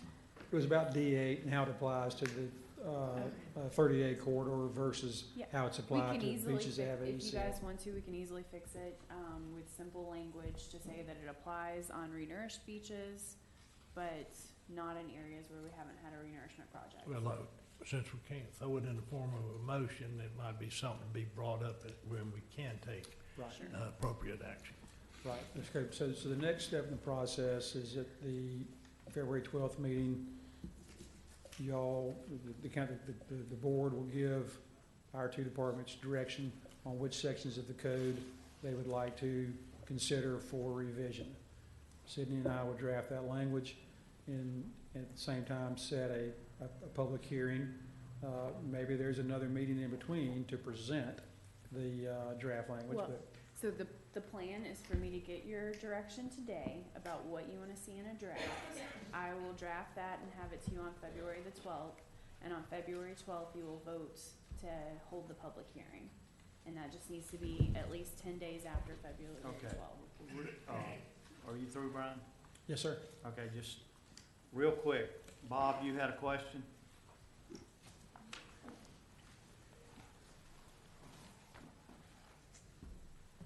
Bob Brooke, B-R-O-O-K-E.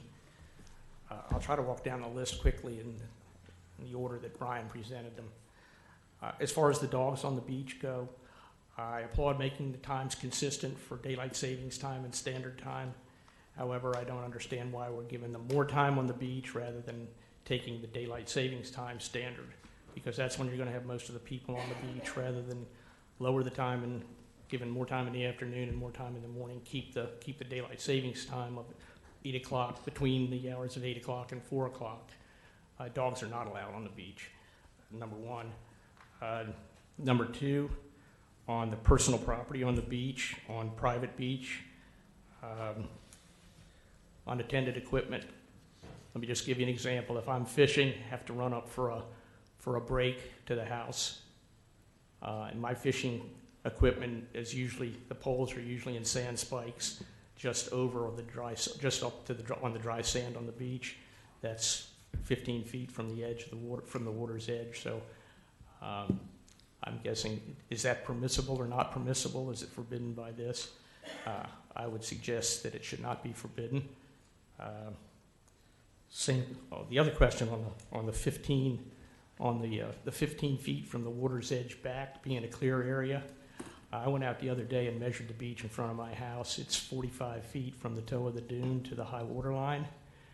If you take the 15 feet that's already prohibited for any use by the property owner at the toe of the dune, and the 15 feet from the water's edge, that only leaves me 15 feet of 45 feet. Mr. Brook, that 15 feet from the toe of the dune was part of our customary use ordinance, and that's been invalidated by the legislature. So I thought there was one there already for transit on the beach. that was part of our customary use ordinance. Okay, but the intention is to reinstate that or not?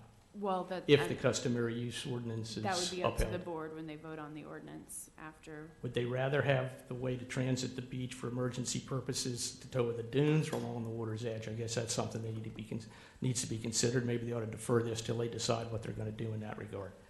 But I think taking more of the beach away is not. But we could always fix that. On the private property anyway.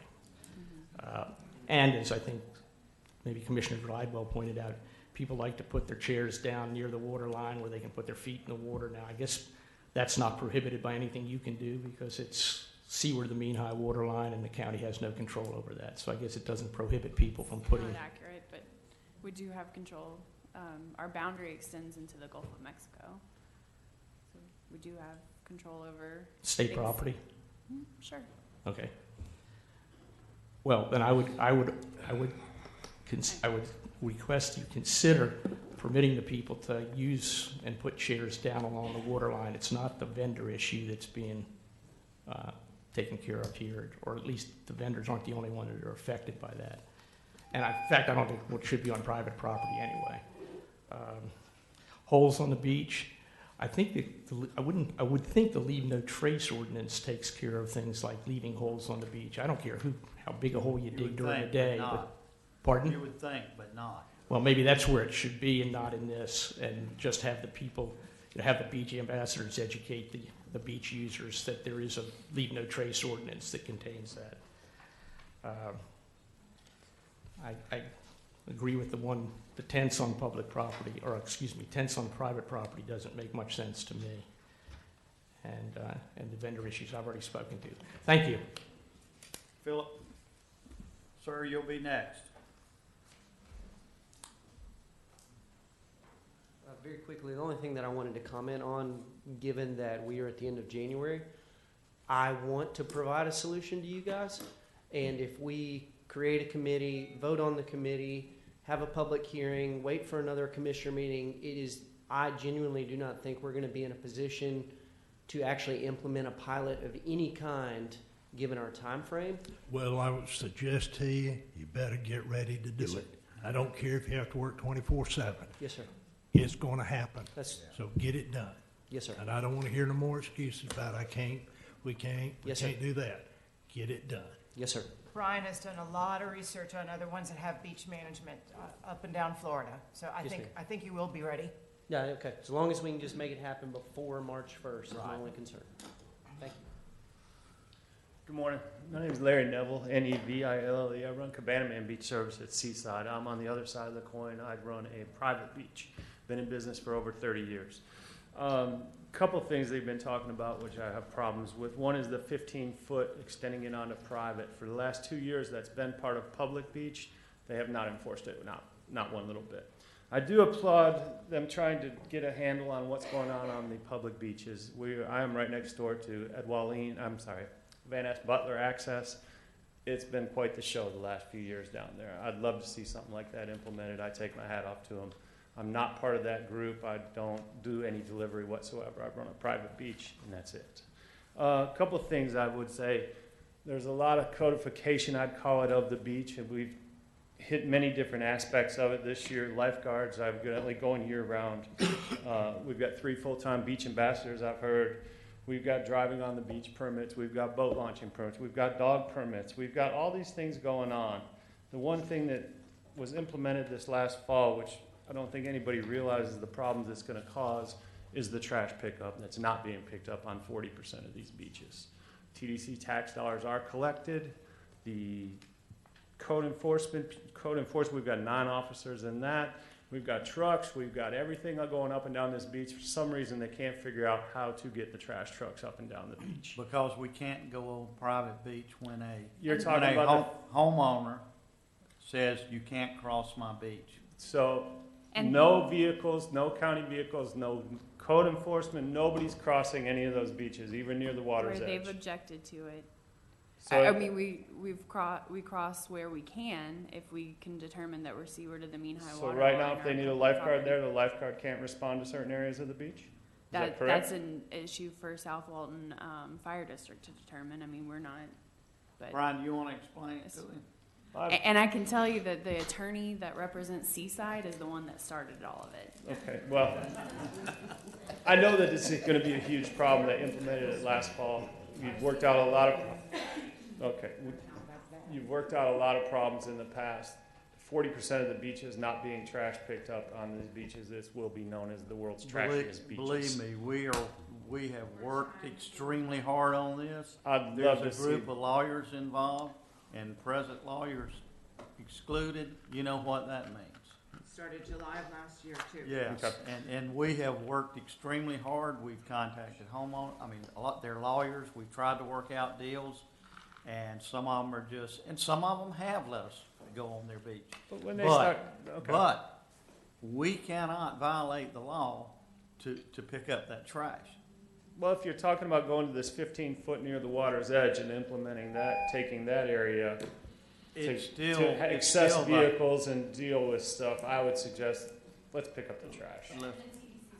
Well, Okay. Thank you very much. I appreciate it. yeah, so appreciate Larry's comments. The 40% number is an average or what we've determined from the areas we can't get to. We're still picking up garbage at all of our public beach accesses, which includes about 22 of them in between, or in that corridor between Seaside and Eastern Lake, or even further down into Seacrest. More labor intensive. Our guys are walking the boardwalks every day. We're not picking up garbage at private property in those areas because we can't get to it, because we can't cross the property, because we don't want to compromise our efforts under House Bill 631. Mr. Bagby, do you have a question?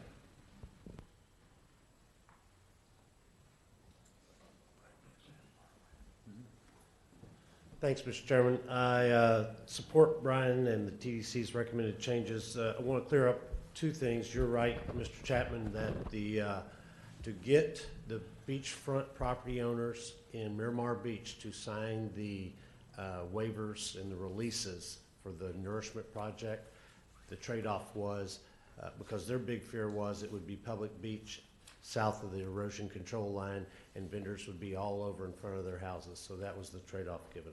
The other thing is the mean high water line does not change every day. It is a height on the beach. It's currently about 1.43 feet at the nearest station, which is Panama City Beach. And the NAVD 88, I believe, is 0.43 feet.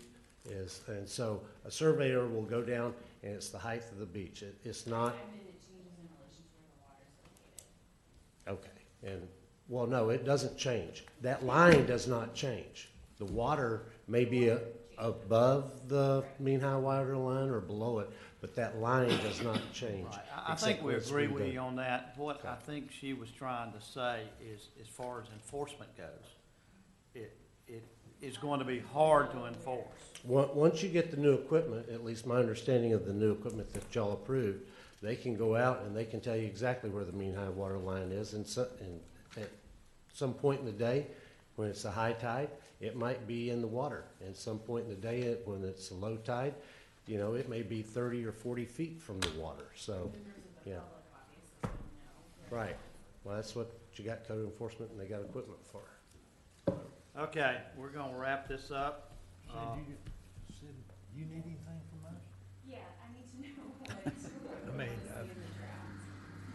You guys can just tell me, if you wanna see the ones that were approved by the city in the draft, if you would like to see certain sections, I'm like Commissioner Chapman. I think the whole thing is, I don't want to be known as the beach that we can't build sandcastles. well, if I'll go ahead and lead this thing out, we talked a lot about the vendor thing, move forward with the rest of the board, move forward with putting a committee together, getting all that taken care of, get it back before us so we can take formal action.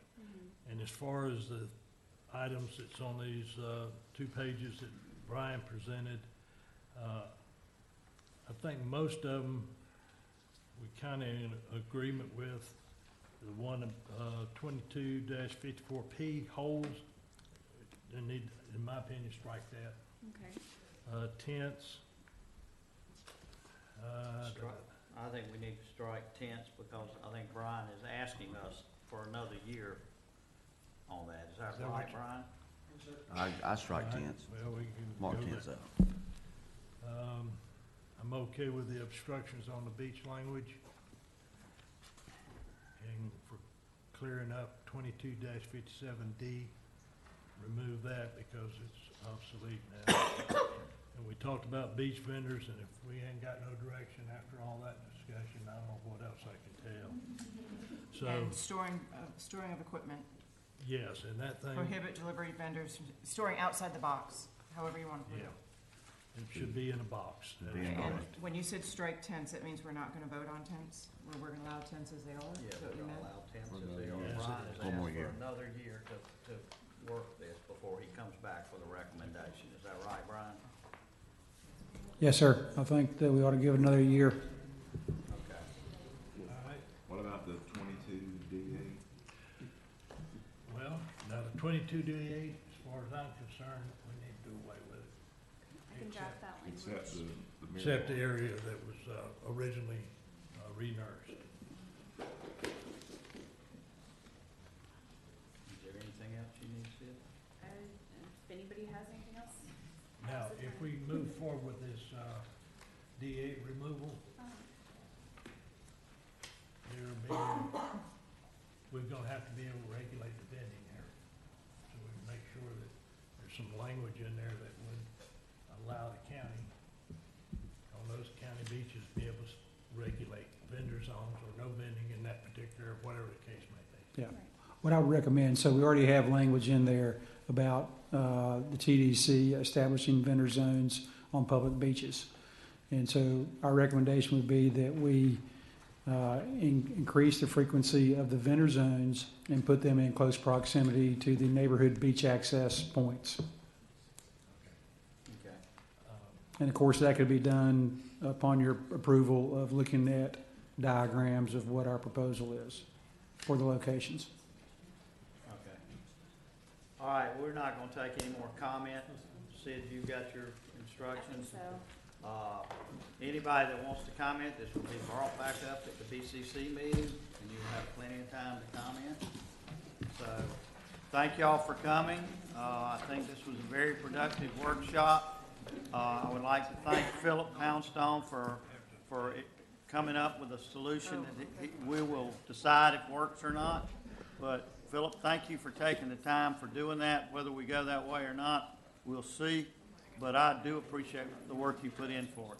We're adjourned.